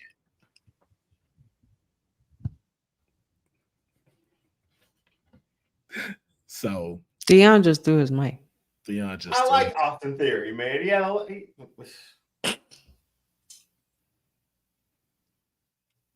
just completely disappeared. This man. No, man. What was the blasphemy? I'm sorry, I didn't hear. Did they drop the ball with his Money in the Bank cash in, or him like overall, or is that blasphemous to say because they did such a great job? No, they definitely dropped it. I mean, I think we could all agree with that. Yeah, and that was being that he's nowhere to be found now, like it never happened, is kind of like disrespectful. Yeah, and that was like right after Vince too. So they were like, let's get that off of him, and they got it off of him, and he wrestled Cena at WrestleMania, and that was it. That was his highest of high when he's still a young guy, super athletic, has charisma, has a personality. You love to hate him. Man, got booed here in Atlanta at his hometown, man. Like that's a good heel, and he's good in the ring. And you fumbled him this terribly, man. Even if you strip him a bit from what Vince had him doing, still a superstar. We've been asking where he's been. Would anybody be opposed to him being Cena's final match? Let's not. No. Yeah, not after their Mania one. Like that's not a he's that's already not beat him. Yeah, and that's not enough promise to say like, hey, this is the person we're going to put the rocket on. Okay. And I just remembered Cena's promo for WrestleMania for that. He said something to the effect of like, say what? He ate him up. Yeah, but he said something to the point of like, it's what you do like after you face John Cena or something like that. He ended it with. And that just is like been in my mind ever since because there was nothing Austin Theory did like post Cena when that match should have made him. Yeah. Hell, Solo's doing better, and Solo, that's the only person Solo beat in 2 years. Yep. So yeah, man, they dropped the ball with him, and I'm hoping they can repackage him, bring him back in. I think he's got a good gimmick still. He's promising. I feel like. Yeah. All right. Well, yeah. So now the next one is the repetitive conclusions to WWE's Monday Night Raw. Have they dropped the ball on the closings of WWE, or are they getting it right? Please extend this conversation, and I shall return. I mean, Dion, we pretty much might as well make the whole episode about this at this point, right? No, right? We might as well just make this the whole episode because it's just we talk about it all the time, even with the end of Raw and SmackDown, things like that. You have to be able to finish strong just as much as you start strong, with these shows. You have a beginning, a middle, and an end. And the one thing people don't want to keep seeing is the same freaking kind of ending. It's like watching a show and before you're pretty much done with the episode, you know what's going to happen. It's like watching Law and Order as opposed to watching a show that you've never seen before, like Game of Thrones. You know what I mean? With Law and Order, they're going to go through an investigation. There's going to be a killer. There's going to be a bad guy. They're going to get to the investigation at the end. Like, we don't want to go through that with wrestling. You know what I mean? We don't want to go through that with Raw and SmackDown every week, with it ending with the same thing that we see all the time. Yeah, and I mean, like a show like that is procedural, man. I love SVU, but I know what I'm getting to. Like, I know, like we're gonna wrap this up in a tight 50 minutes. Right. I know this. So, but for the endings to be like this, I don't know if I'm just a prisoner being old. I think, but I feel like there was like an exciting end to every Raw back in the day. Whereas like you didn't know what was going to happen, or there was a return, or there was something to say like, okay, I gotta tune in next week to see it. There's nothing about an ending. These have been some of the most boring endings of like, just roll the credits, let's stand in the ring, let's point, let's do this, let's hold up a championship, and let's go off and fade to black. I remember one Raw, they threw Paul Bearer down a sewer hole, man. So I'm like, that's how we end shows. End it. So I'm thinking about what are we gonna do next week? Because Raw used to be chaotic. Raw doesn't feel chaotic anymore. We've ended shows where Stone Cold had Triple H and what did he have him in on a, what was that, like a tractor or something like that, where he lifted the car and he dropped. We had him in the lift with the car, yeah. And that pretty much capped it off. They're like, oh my God, he killed him. And you had to wait to see to next week what was going to happen next, or if Triple H was alive. Like, there was right? Triple H should be dead, like realistically. Yeah, a couple times he should not have went. But it just felt, it falls flat. And I know we can't get surprises every week, but Lord have mercy, man. You gotta. Again, that's us being greedy, Will. I'm just trying to make it even. But again, you're doing you're booking stuff that should end, and it's not ending. Like, even to Sendil's point, the Asuka, like, fucking hitting EO, that should have closed the show. That should have been the last thing that we saw. That's how you end off Monday Night Raw. Her Asuka versus Rhea should have been the main event. The mist to the eyes, fucking Asuka betraying EO, seeing EO crying on the ring side of the ring. That's what we should have ended Raw with. Not fucking watching main event Jay and LA Knight. That could have been a PLE match, and you build that up even further. It's like, yo, y'all keep having dope ass shit that you go like, yo, why is this on the mid card time? And it's like y'all already like, why are y'all playing here? Like, why are y'all playing in our face, man? Like, y'all know the women run this. Y'all need to open with them, or give them a bunch of good matches in the middle of the show, and let one of them close the show. You and obviously know that because Stephanie Vaquer easily and Io Sky, because you're crowning a new champion, literally, and Stephanie Vaquer guarantees a win. You know, it's guarantee her a win there too. Oh, it was the main event, so that's what ended the show. No, what I'm saying is that it should. No, it should. Monday Night Raw. No, I'm talking about Monday Night Raw. I think the most recent one. I didn't watch it. Asuka and Rhea was the main event. So that's what they ended it off with, right? They ended it off with that. Okay, so they got that right. Do that. They did. And what they didn't get right was the fact that there was no towel person to help poor Rhea. Not one freaking towel person. All the people you seen get misted in the face.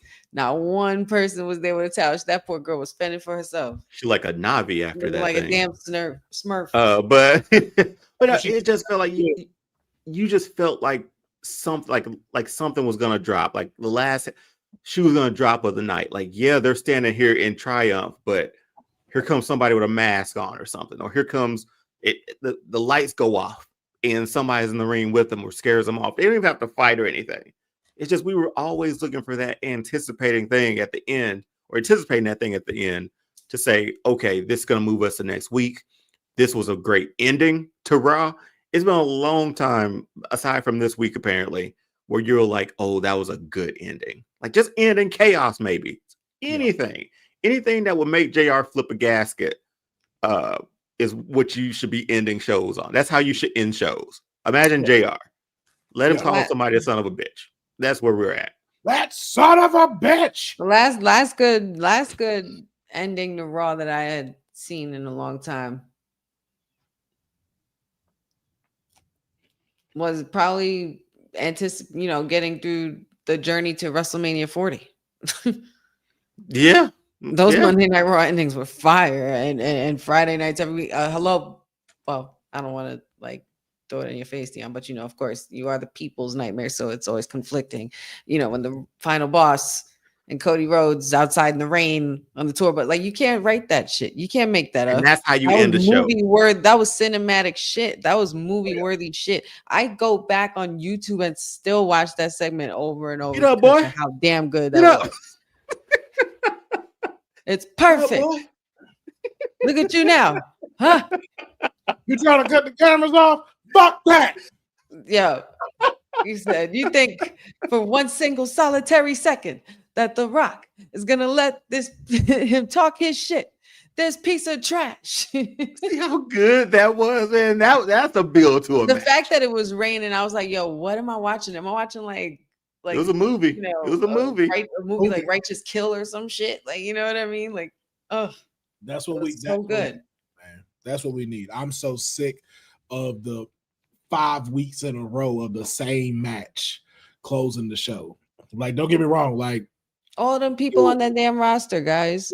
Io and them closing out the show, that's what was good. I was like, y'all made a smart decision doing that. That is the smartest decision y'all done. But it's like, yo, give us real endings. Give us something to want to come back to Monday Night Raw to. For sure. So I don't want to keep going into every week like, let's see what bullshit they gonna pull off tonight. Yeah. I don't want to look at it like that, man. I love watching this shit. I've loved watching it for such a long time. I don't want that to die down just because they want to keep throwing the same thing in my face every week.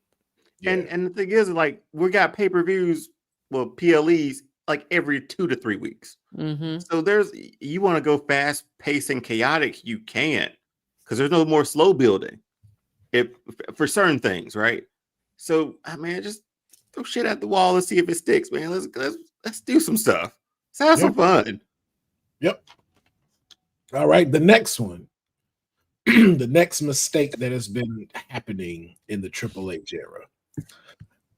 Courtney finna love this. The men's tag team division. Throughout the last 3 years, Triple H has seemingly viewed the tag team division on both Raw and SmackDown as afterthoughts. with many of WWE's most talented pairs often being absent on premium live events, stuck with no real stories to work with, and rarely slotted into priority segments on TV. AAA first tried to enhance both divisions on Monday Night Raw and SmackDown by removing the red and blue titles and introducing new gold. Unfortunately, the new titles were never accompanied by effective booking, with teams like the Motor City Machine Guns, Pretty Deadly, and American Made starting off strong and then quickly becoming talent that struggled to be featured on TV. At the very least, SmackDown has delivered some incredible tag team matches as of late, such as the six-pack TLC match at SummerSlam and the Triple Threat TLC match, again following WrestleMania 40. However, Triple H has seemingly given up on Raw's tag team division, with the Judgment Day holding the belts for majority of the past 3 years and rarely defending them on a consistent basis.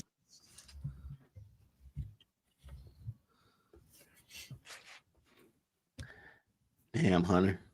Yeah. And I just want to give a shout out to Julian. I'm sorry if I say this name wrong. The Essler Sandro for writing this article on the 6 booking mistakes. Great work. Cool. I am quoting back and reciting from this article. But yes, thoughts on this? Love Pretty Deadly, man. Where they at? Like, you got one of the best tag team divisions, and we can't get them featured. We can't get them all featured for those titles, man. They couldn't even be one of the contenders for the Wyatt Six. I didn't even see them going up against in that case either. They weren't even in the tournament. Nope. Nothing like that. They wasn't in that TLC match on SmackDown, I don't think. Yeah, it's like it's not even just them. And he says one of them's hurt. But even before that, it's like you got the best tag team. You way miles ahead of Raw. Let's be honest. This is where it's at. You should feature it more. And they were at a point in time, honey, you probably know better than I do about how much they feature the tag team division on SmackDown, but compared to like our PLEs that we get, we don't see those boys. No, not at all. And often, and even dating back into like their NXT days, like even if we didn't see Pretty Deadly out and about in a match in the ring, if we didn't, we saw them doing a segment backstage, or if not, we saw a vignette, like something hilarious. Like, give me some of that fashion police shit. You know what I mean? Like the way they did with Breeze Dango. Like give me that stuff, like, because they're definitely the ones that could pull that off, but they are also great in-ring workers. So why we're not highlighting them in this division is unreal. I mean, well, where is the division in this case anyway? Yeah. So here's the reason why I got to this with the New Day, and why I said this isn't technically the New Day's fault of the ball dropping. It's because the tag division is crap and they're not focusing on it. And I think that's a really big problem when it comes to this, because it's like what you just said, honey, with the segments that they have, they're no longer doing that. And that's, I think, is a big problem that they're taking away, is because I've discussed this before. We're now more focused like AEW, where we're putting out a product and we're not focusing on character development. Because storytelling in that case. Not anymore, not as much as because before. Vignettes are just as much as part of the storytelling, and promos and stuff like that are just as much important as everything else when it comes to, having the whole package. But because they're trying to be a sports, keyword leaning more on sports than entertainment, they're trying to make it more like that, like how AEW is doing, which I think is a wrong thing to do, because of the fact that you have characters that need those type of things. There are two examples of this that are on very opposite sides of the coin, but are dealing with the same issue. Folks like Pretty Deadly. Pretty Deadly would do great with a segment backstage or something like that they normally have, like you said, like the Fashion Police. Also to the point to where, because you're not focusing on that and you're not focusing on creative, you have people like the Wyatt Six who are taking a hurting. That requires a lot of storytelling, a lot of character development. But because you're now moving them around like just wrestlers, they don't get to have that. It's just them walking out in a scary gimmick. You don't even really see them show or showcase the VHSs no more, or really give them any type of segments that are boosting the character. That takes away the fun of it for me. But it takes away from a lot of these people not becoming the same thing and really being able to get a shot on television. Because if you're going by everybody's regular personalities, what's the fun in this? We need an opposite from AEW. There are reasons why people watch AEW. All Out this weekend was incredible. It was way better than Wrestlepalooza. And they've now got it to a point to where I don't have to watch the weekly product to watch that, know what's going on, and enjoy it. But with WWE, I'm here for the story. I'm here for that. I'm here to see how do we get to the PLE. Like how y'all did with CM Punk and Drew. It's like, yo, y'all should be doing that with every storyline that's coming out here, even if it's one that is only going to get a 3-week shake. Let it be it's remarkable that it elevates these characters. And you're not doing that with any of your people right now. You're definitely not doing that with the tag division. The fact that Finn Balor and them still have those titles and have not defended it within the last, 4 months says a lot. The fact that the War Raiders are pairing up with Penta to go face the New Day, who are also not going for the titles. Yeah. The fact that Penta hasn't had a title yet, and the fact that Finn Balor has not finished his story is beyond me. There's a lot of stuff that y'all are not doing because you're trying to stick with a very straight edge product that you're trying to push out rather than focus on what made this business great. And I think like what we've talked about and what's going to continue to happen with seeing these prices, dealing with these things like, yo, y'all are going to kill the heart of the wrestling industry if you keep doing this. You're going and that's how I felt over the weekend, Will. Like that's how I legitimately felt. I was like, I don't know no more, man. Like it feels different. Yeah. So, and I think we got one more. For me, I feel like this was one of the biggest mistakes. Jimmy Uso's heel turn on his brother at WWE SummerSlam 2023. Did they drop the ball on Jimmy Uso's heel turn? I don't think they dropped the ball on the heel turn. They dropped the ball on what happened and transpired after it. Because it ended up not necessarily being a whole heel run at the end of the day. After that, you know, later on, he eventually reconciles with his brother and whatnot. They also didn't have a great match at WrestleMania 40. A lot of people were saying that match really wasn't what we felt it should be. Though the story was there, you know, especially from when they entered at the Rumble at number 1 and number 2 that year. That made it really good. And you know, by the time we got to 40, it just didn't have that same kind of anticipation, you know, for it. But I wouldn't say they dropped the ball on the heel turn because I know what they were trying to do with it. It's just how they tried to execute it afterwards, and they basically just didn't touch upon it ever again and pretended like it was water under the bridge. But then again, when you think about it, that's technically a lot of family situations. I don't know what the hell Honey smoked before she started this show, because she is just giving all the niceness right now. I don't even see how you don't see they dropped the ball with this heel turn. I feel like they dropped the ball on his solo run more than his heel turn. That's the heel turn. Part of it. Yeah. That's what we're talking about. Him being the heel. That's part of it. Yeah, we're not talking about like the 2023 incident. We know that's what started it, but the thing of him being a heel.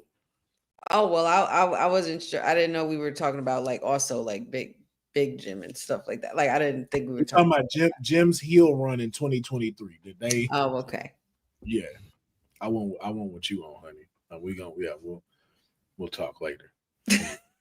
Trying to get what you got. You got Believe it or not, it's called deja vu. Sativa. Don't answer that.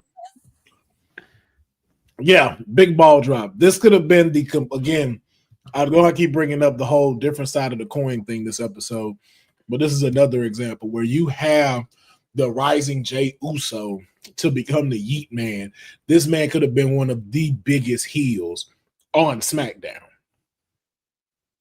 Yeah, he was getting booed. He was getting reactions. It was perfect. It was there. Could you imagine him being the top heel and then Naomi flip? And you got both of them on SmackDown? Yeah. This was a mistake for me. Dion, any thoughts? I mean, I think you said it perfectly. I was expecting a lot from that rivalry between he and Jay. I think we all were, just because of how long we've been through the Bloodline storyline. And for it to not sort of be what we thought it was, that was kind of disappointing. But we saw where Jay went with this way. You could have had Jimmy went the exact opposite way, which you started.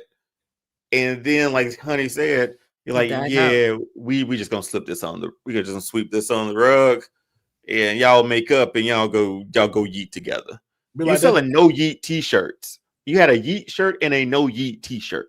I'm like, it's all here. And that no yeet was fire. Like, he was executing those promos really good. It gave me like no yeet. It gave me that. It gave me like Wild Samoan modernized version, like, you know what I mean? And then Jay's the light, Jimmy's the dark. Like it was exactly. It was perfect. You know what it was? My bad. Red or blue? No. I was just gonna say what Honey said. Like, it was just a complete duality of both being twins, one to the light, one to the dark. You could have ran with that for a long time. I'm gonna say it like this and piss a lot of people off. They said screw that, and then they gave that personality to Jacob Fatu. Because if Jimmy was not acting like that before Jacob got there. Yeah. The silence is deafening. Yeah. I just Brock Lesnar this thing. I was about to say, I thought you just Brock Lesnar Dion, because he was that was no. Nah, he the fan. That's what he was. He was a fan in the audience.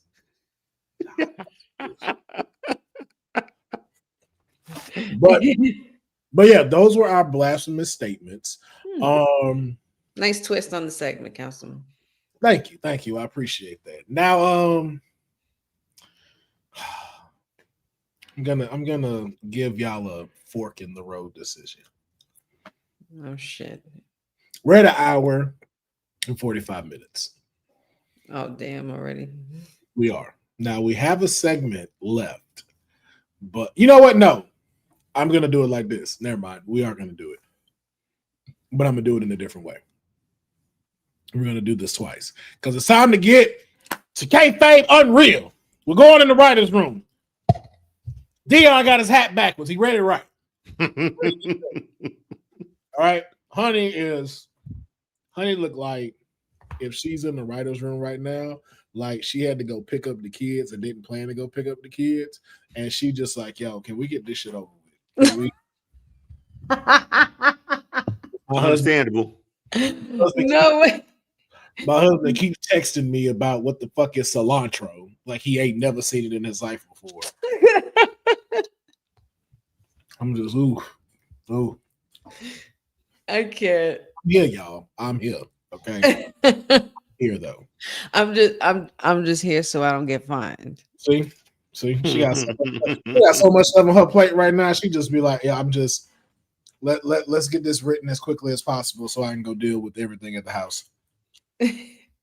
Oh, and of course, you don't know what the Tide Pods are right now. Of course. I just gotta, gotta make sure the right polish is on the corner. Hey, look, she texting him now. Did you look on top of the washing machine? I'm not. She's literally texting him as we speak. But today's Unreal. I'm gonna flip it a little bit, but we're gonna revisit it just like we're gonna revisit another one. We got a couple of projects we got to finish and wrap up. But this one is circling around the NXT TNA Invasion, which we also have found out that Invasion has been trademarked by the WWE. So, on tonight's Kayfabe Unreal, we're doing a two-parter of this. we're going to come up with the Invasion PLE for NXT and TNA, but not on this episode. On this episode, we're going to keep it short and simple with this one. NXT, TNA. War Games! Men and women's match. Who are we booking? Oh. Who would you like to start off with, women or the men? Let's do ladies first. Oh, let's do ladies night. The feelings. All right, let me get comfortable like we in the writer's room. They've brought me my dinner. All right, ladies and gentlemen, welcome back. Glad to have y'all here. Don't want to keep y'all all evening. I know y'all got families to get to. And I know by the looks of it, honey's husband is bugging the shit out of her right now. So I won't keep y'all going. I don't know how to turn that iPad off. That's not even, but yeah, sorry. Well, I promise you, her and technology aren't never going to It's You not swear, my iPad. I swear she didn't grow up with us, man. No, first of all, that's not my iPad, so I don't even know. Like, I can't even see. I have my shades on in the dark. I want to. What's that beeping saying? Why she's saying that like that's her, like that's an issue that she didn't cause. I can't see because I got my shades on and the lights are off. Hey, take the shades off, honey, so you can fucking see. Pretty easy solution, right? It helps me. It helps me focus. She said that like there's nothing she could do right now about it. And there's nothing I got shades on and the lights are off. I can't see. Cut the light on and the shade. Take the shades off. I turned it off. They're like, they ain't not holding you against your will. You can control. You can control every part of what you just said. No. I love it, bro. Hell, you are hilarious. All right. NXT TNA War Games women's War Games match. Who are we putting in this War Games match? I'm gonna start with the. So let's nominate one person. TNA. For NXT and TNA. Don't go down the whole list, honey. You nominate your first person for TNA and NXT. Who is your first select for both brands, Dion? Or would you like to wait and write down notes? I've been writing already. Hey, bro, no, you be shining when you got your notes. That's why I throw it out there like that. That ain't to knock you. Man, I feel like this would be a great opportunity to get Masha Slamovich in there too. Okay. So she'd be my first one from TNA. From NXT. I'm trying to think like just what's up? When you think of top 25 comments we had this year, Cindy. I tell you, Cindy and Sage are the MVP commenters. I'm letting all the time. Boza is our historian. We love everybody in here. Jeffrey's like the cousin. Jeffrey is like your cousin watching your stuff and he talking to you and stuff. That's what Jeffrey sent under. Boza work here. Boza is our Boza is also here, so he doesn't get fined. Yeah, you on the team, so you came in to clock in. It's like, oh, it's time to work. Let me get Google ready. They gonna ask something. All right, Masha Slamovich. Then who's your NXT pick? Let me put Lash Legend in there. Okay, I'm not bad at either one of those. Honey, who are you picking? I'm gonna put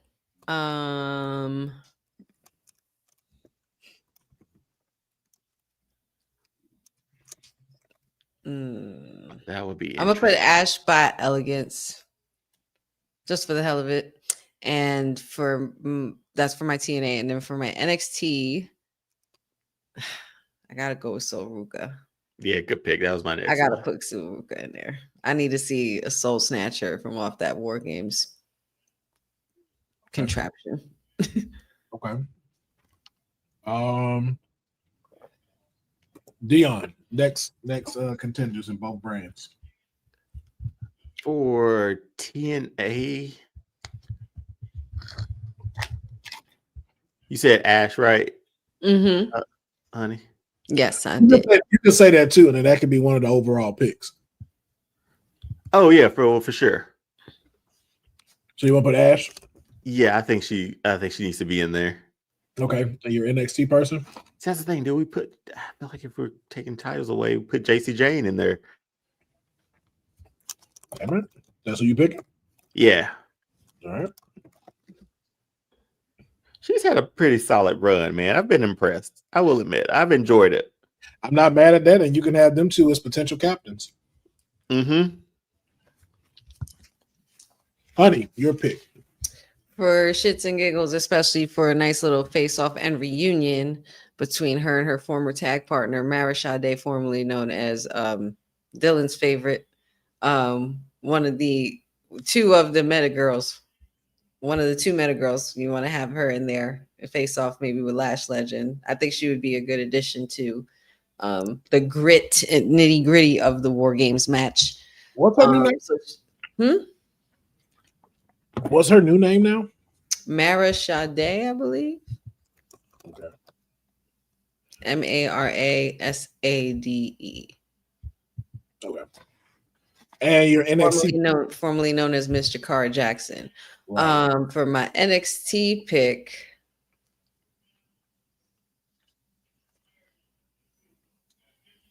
I mean, she's pretty, but she fights dirty. Give me Blake Monroe. Okay. Dion, your next pick. Oh man, for TNA, there's a few good ones in there. There are, but here's the thing: like a few of them are former WWE talent and NXT talent. So I think that's even better. Though. So I'm looking at like Indy Hartwell. Mm-hmm. I was hoping one of y'all said. So let me put Indy there. All right. But see, you want some of those like legit, like not legit, but like original, I guess you could say. TNA names too here and there. Some younger, some people who haven't been featured fully, but no, I'm putting Indy there. These are your choices, sir. Yeah, I'll put Indy there. Okay, here's one where I think it'd be kind of weird. Putting Jordan Grace in there. She just wrapped up her TNA run not too long ago. There could be like some relationships there that she's conflicted with. Whose team you really on, sort of thing. So I'm putting Jordan Grace there. All right. Honey, your pick. I want to have some fun with my next picks. I'm going to pick Tasha Steelz for TNA. And then for NXT, I'm going to pick Tatum Paxley. Okay. I feel like she would relish in a War Games match. All right. Dion, your fourth selection. Oh, wow. Only 4 already? Yep, we got 4. Who do I have? Indy first. Well, Indy recently. I don't want to say her name incorrectly. But she used to be in WWE. Looked like a Street Fighter character or a Mortal Kombat character. Jaya Brookside. Brookside? Yeah. Yeah, that's not her name over here on TNA, though. Is it? Jaya Brookside now. Oh, is it? Mm-hmm. I don't have... Okay. Well, okay. We'll add her to it. Because Brookside's not on the end of her name here.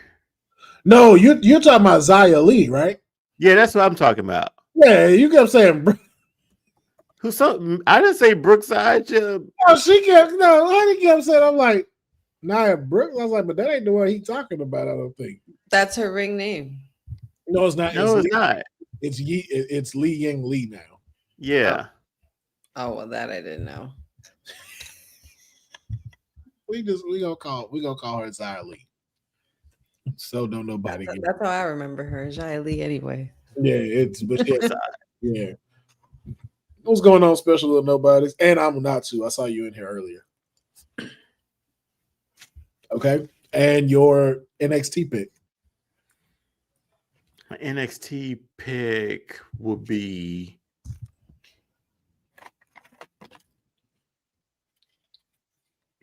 Let's put Zari in there. We got Soruka in there already too. So, okay. Honey, your fourth selection. Fourth selection. Let's do Rosemary for TNA. That's a good one. And I want to vet. I want to vet. So give me Candice LeRae. All right.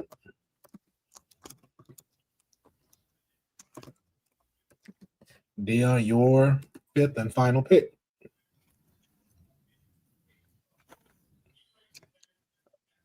I guess since who's with Ash by Elegance? Heather, right? Mm-hmm. I like having teams in there sometimes too. So put Heather by Elegance in M2. Okay. I just saw Harley Hudson wrestle in a while. She's fun a few times I've seen her. And NXT's choice? Oh, yeah. NXT, I am going to go with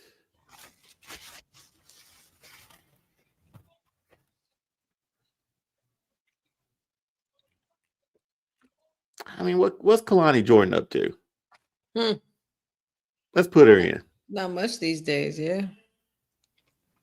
All right.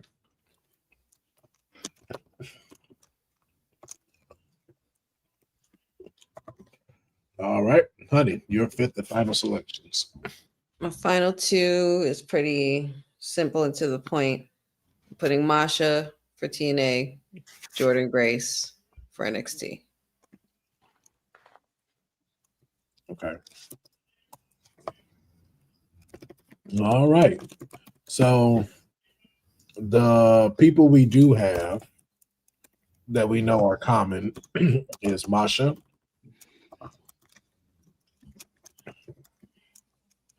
Jordan Grace, NXT, and then I believe both of y'all selected Ash by Elegance. Mm-hmm. Mm-hmm.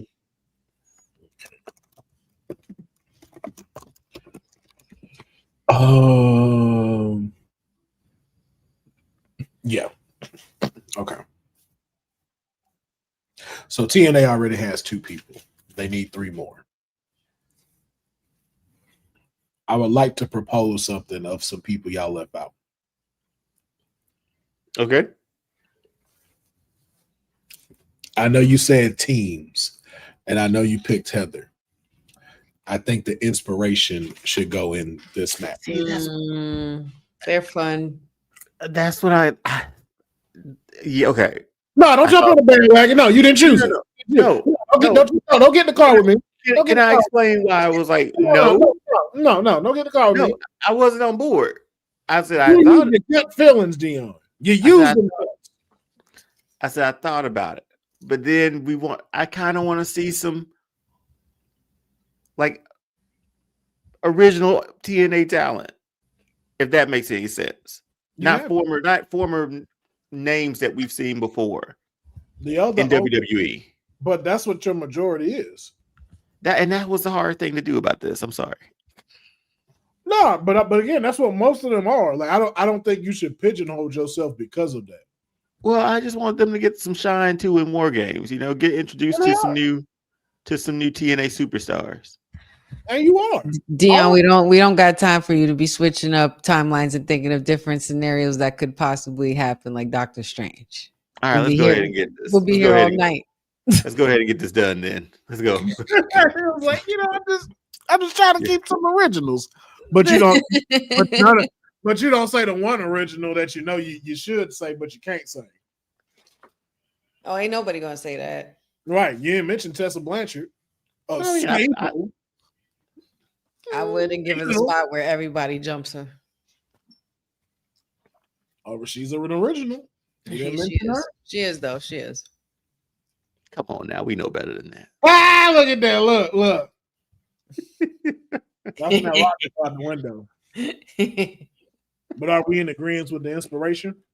I'm not gonna oppose that. I love them. And they were also outside. They were shown during the invasion. They sure were. I was like, can they just do it one more time? Can they just do it for me? Just the pose, like real quick. Can they just do it? Now, as far as team goes, who's the last person that gets the TNA slot?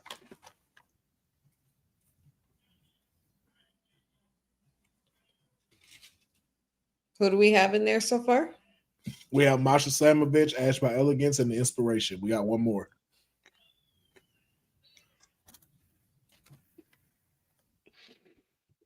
My vote is between Tasha Steeles and Indy Hartwell. Didn't I say Indy? Did we say? Yeah. Yeah. Honey didn't say anything, but we got okay. I'm gonna go Indy. Yeah, would have to go Indy. Okay. Oh goodness. All right. So the TNA women's team is Masha, Ash by Elegance, the Inspiration, and Indy Hartwell. Do we feel that's a good representation of TNA for this invasion for War Games? I think so. I think we got the heavy hitters in there. I think that's solid. I do too, because you got the vet that is between Masha and Ash, and she's the champ. Masha is always popular and rising. Inspiration is good to have just because we want to see them, and they're entertaining as hell. Yeah, and Indy returning a whole different person in NXT and repping a new brand, I think just goes in, especially with being able to have the potential segments with Candice LeRae. Yeah, bring back the way a little bit. No, she say fuck you. I don't fuck you. She's so Dexter. I want a divorce. Where your ass was at when they let me go? Was it with me shooting in the gym? Growing his dreads out. NXT. So far, we got Jordan Grace as the common denominator.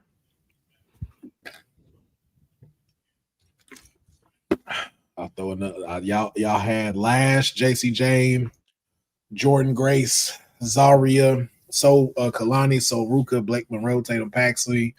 Oh, Zarya was the common factor. I'm not gonna lie. I think Zarya and Ruka just have to be in this. They do. I feel like that just you can't have one without the other with these two right now. If I'm just being honest. True. So we have two more slots. And who are in it already? We have Zarya, Ruka, and Jordan Grace. Mm-hmm. Now, the one name I will throw nobody said that I think you should have in this, Jada Parker. For War Games. All right, I'll double that. I want to put Jada and Kehlani in there. Okay. Yeah. No, yeah. Or do you have somebody? Say again? Do I have anybody else in mind? Yeah. No, I mean, I was sort of staying away from Jordan, from Jada Parker, just because I was like, man, there needs to be an NXT championship in the future, but we got the NXT champion in there. It would be cool to see how they coexist too. So I think we talk about more of the infighting or the fighting between the teams, but the infighting is what sells War Games too. Well, this was why I was going to make the suggestion. I would not put Kehlani in, and I would put in Jada Parker and Lash. Because they've been beefing, and now it's like we got to get along just so we could do this. True. Right there with that. True. Got some friction going on in the cage while you're waiting for that countdown. Yeah. Then that way you got three powerhouses, a high flyer, and a brawler.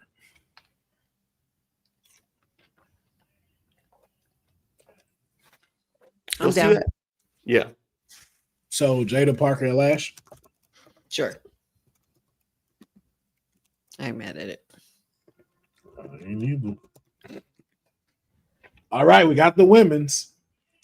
Now it's time for the men's. Can I go first? We already know you finna pick, so yeah, go ahead and go first. Who am I finna pick? Matt Cardona. Bro, what the fuck you finna say? Like Matt Cardona and Javon Evans. come on, you finna say? What the fuck you finna say? Well, we already know this first round draft pick to SmackDown. Jeffrey, I did say Rosemary. Yeah, I just don't know if Rosemary can handle all of the steel cage stuff. Yeah, not now. Not with what we have booked already. Yeah. Dion. I gotta look this roster up. You can say Mike Santana for TNA if you like. Well, that's who I had down because I was going to put Matt Cardona too because, again, it was kind of dope to see him back. Yeah, I feel like that's for all of us. Like, yeah, definitely going in there. But yeah, Santana, and let's go ahead and get Oba in there. Okay.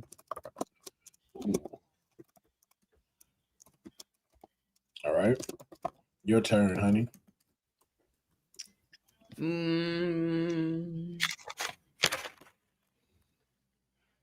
Mustafa Ali and Joe Hendry.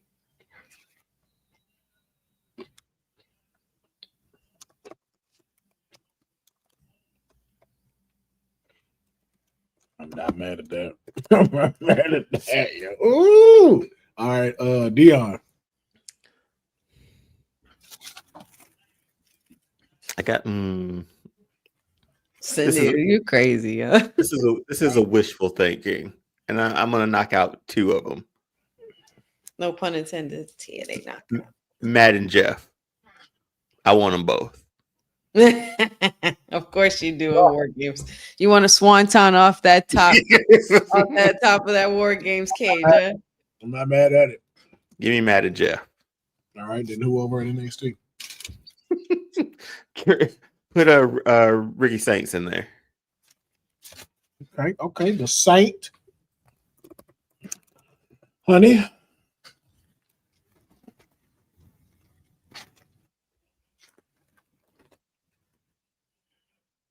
Leon Slater and Tavion Heights.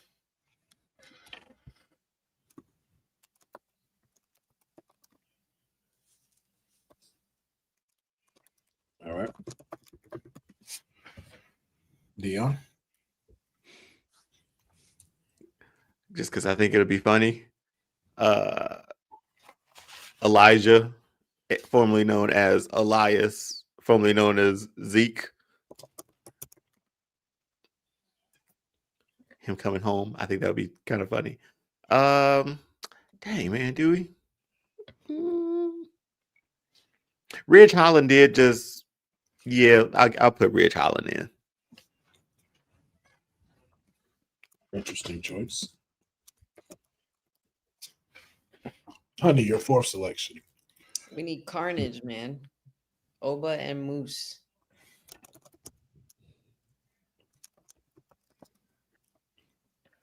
All right. Your fourth pick, Dion? I'll have Moose next for me, too.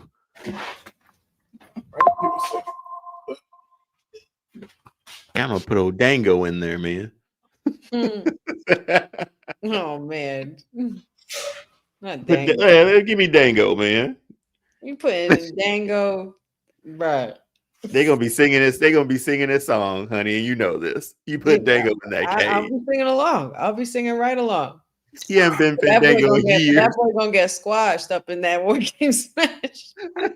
Okay, no, not Dango. Give me Nick Nemeth. I think that'd be dope for him to come back for a War Games match. That's fun. Nemeth, all right. And then who's your NXT pick? Did I use?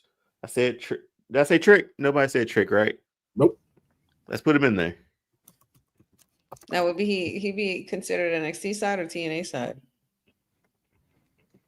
I mean, I still consider him NXT. Okay. That's true because he's the outsider and they're all looking at him like, Yeah. But he has the TNA title, so. That's his pick. Honey, yours? Well, my TNA pick would be Trick. My NXT would be Ricky Saint. Okay. You really think they're going to jump Trick in that cage once they get him in there? Hey, nobody told him to pull his shenanigans. Okay. So are we all in agreement that Matt Cardona is on the team? Mm-hmm. Yes. Okay. I know that was one. He's the number one draft pick. You have to put him on. I don't know yours. I don't know who else's, but yours. Sure.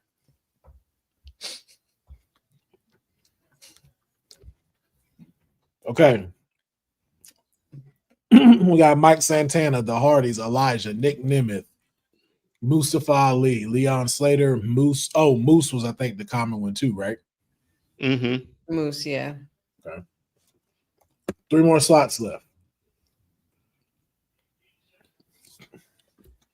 Joe. Joe is TNA or is he NXT? Joe's still TNA, I consider. Well, He's still TNA. Yeah. Is he? I still put him as TNA. We haven't seen him sign a contract or anything like that. But he says constantly on NXT, and he's steadily talking about going after the NXT championship. I mean, either way, I'm fine with Joe on it. But he would have. Well, let's put a pin in him. Mike Santana. Yes. I say yes. Yeah. So we got 2 slots left.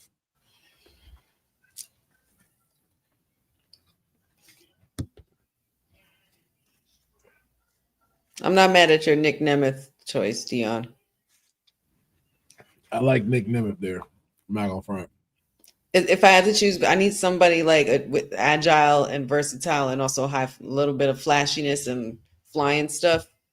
I was gonna say Mustafa, but if I had to choose between him or Nick Nemeth to fill in one of those spots, Actually, if you tell me pick between them two, because I kind of need Mustafa. Like Mustafa been going ridiculous now. Because and there's a reason why I want him in there.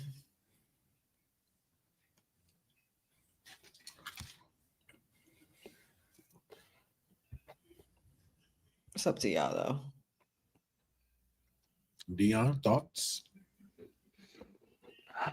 Dolph Ziggler coming back, man. That's Nick Nemeth. Come on, man. Mustafa and Javon Evans in the same damn War Games contraption. That's some beautiful TV right there. And remember, we still got another slot. This is for the He wants the Hardys in there. That's what it is. You see it in his face. He wants the Hardys in there. Which don't you? I would not, but I feel like we're going a different route with this list that we're making so far. Yeah, I don't want them in there. I'm sorry. Missed opportunity. Is it? He's calling this Triple H. Being a real hunter right now. Oh no. A real hunter right now. Are we though? Okay, put Mustafa. We know what the people want to see. Put Mustafa in there, and then we'll put the other slot for Ziggler. How about that? You're not putting in like Moose or none of them in there? No, Moose already in here. Oh, Moose He's in there. Okay. Yeah, we got Matt Cardona, Moose, Mike Santana, Mustafa Ali. And Nick Nemeth. You know what? I'm not mad. I'm not mad at that. I like that team. That's a very strong team. Trying to see who else is on here. Oh, Rich Holland is actually on TNA. Mm-hmm. Yeah, he showed up there 2 weeks ago. Yeah. No, he's officially signing them. He's on their roster. Oh, he is. And Trick Williams is technically on their roster too. He's on the NXT roster too. Roster page too. Trick and A. Trick and A for real. So between Nick Nemeth and Leon Slater. I think that'd be great for Leon Slater. Yeah. Which one y'all want to go with, Leon or Nick? Leon Slater. Same. Because I'll be honest too, like if we decide to not decide, when we do like the PLE, War Games can be a part of that. But I would love to see a match between Hank and Tank and the Nimitz. I think that would just be fire. That would be fun. That would be so much fun. All right, so for TNA, we have Matt Cardona, Moose, Mike Santana, Mustafa Ali, Leon Slater. I think that's an incredible representation of NXT. That's a sickening roster, like for the games match itself. Yeah, that's fire. Now for NXT, Ricky Saints and Oba were the common denominator. Yep, I need that. Then we had Javon Evans. Oh wow, none of us said Ethan Page, which is crazy. None of y'all. So I was just about to say it. None of y'all brought up Ethan. I just thought that he just came to my head just now. Shit. I mean, I need Javon in there. Yeah. You want Javon in there. Like all right, we got two more slots left. And who we have again? Oba, Ricky, and Javon. Oba, Ricky, Javon. Yeah.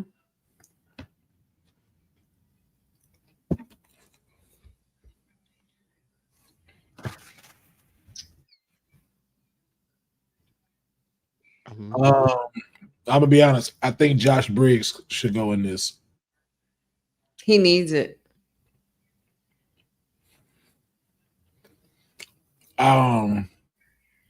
I think you should do Josh Briggs and Wesley. Oof. Where the hell? Yeah, I was like, do we put Wesley in?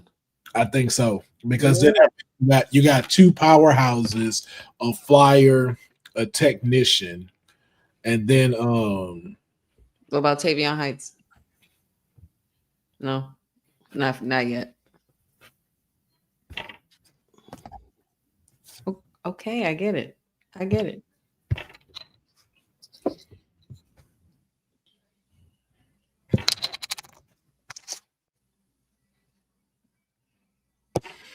Every time I see him, that's the.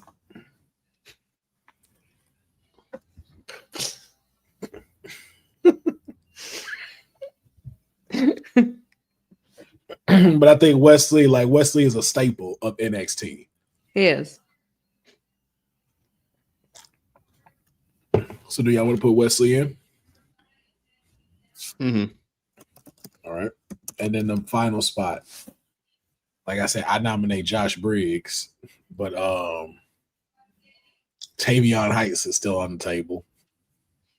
What about Sean Spears?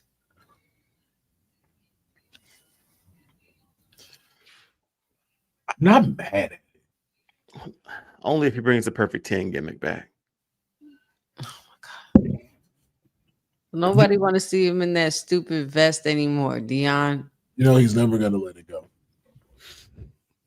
Stop trying to ruin timelines, Dion. Some great gimmicks. I don't know what y'all talking about. It was a great gimmick. Fantastic gimmick. The vest, not so great. Yeah. Yeah, bro. Like I feel like Josh Briggs, man, is just that final piece. We do need a big boy in there. I mean, we got Oba. But you need somebody to like rival that too, along with like the likes of like Moose. I'm not mad at that though. At that pick. Nah. Okay. Then Josh Briggs it is. Josh. That's a well-rounded team though. It's a well-rounded team for NXT. All right, so just to recap, for our women's War Games match between TNA and NXT, we have TNA's Masha Slamovich, Ash by Elegance, The Inspiration, and Indy Hartwell taking on NXT's Jordan Grace, Zarya Zolruka, Jada Parker, and Lash Legend. Now, before we move on to the men, I just have to ask one thing. Who's the team captain on both teams?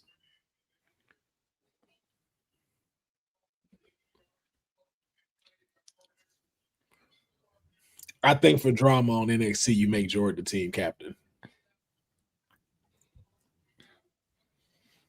Because I could just see Jada talking about, but wasn't you over there just a few months? Especially with the TNA connection. Yeah. Mm-hmm. Make her team captain. Right. Okay. Jordan Grace, team captain. And for TNA? I mean, would you not take... Would it, I mean, I don't see the sense in it being anybody else other than Masha. Yeah. Or if you're trying to go with a gimmick where she thinks she's the captain or she thinks she's running shit and she's not, Ash by Elegance. I would go Ash just because she's the champ. And that too. Oh, you know what? Co-captains, her and Masha. I can see Santino doing some stuff like that. But like, since you're both arguing, since you cannot decide, both of you are captain. Mm-hmm. Or he makes the Inspiration the captains. No. I like it, but because of the other people we have on here. Okay. Fair enough. Well, now I see that thing of them, thinking they the captains and they not. That would be funny. I would have seen that more so for the Iconics gimmick than. I wish they would be the. God, I fucking miss them as the Iconics so much. I miss them so much. Oh, so good. So who we picking? I'm gonna go Ash. Dion. I mean, she is champion. I think that's an easy one. Yeah. For TNA at least. Yeah.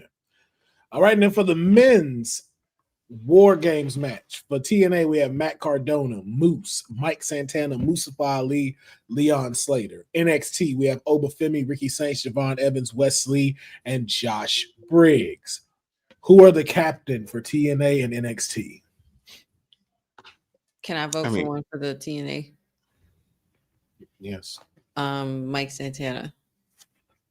I think so too. I feel like he was like the one really leading the charge this past week too, you know. I agree. I think that symbolizes y'all putting the strap on, the rocket on him and the championship eventually. And I think that just adds to that. All right, but for NXT, who is the It's Oba. It's Oba. Who? He's the champ.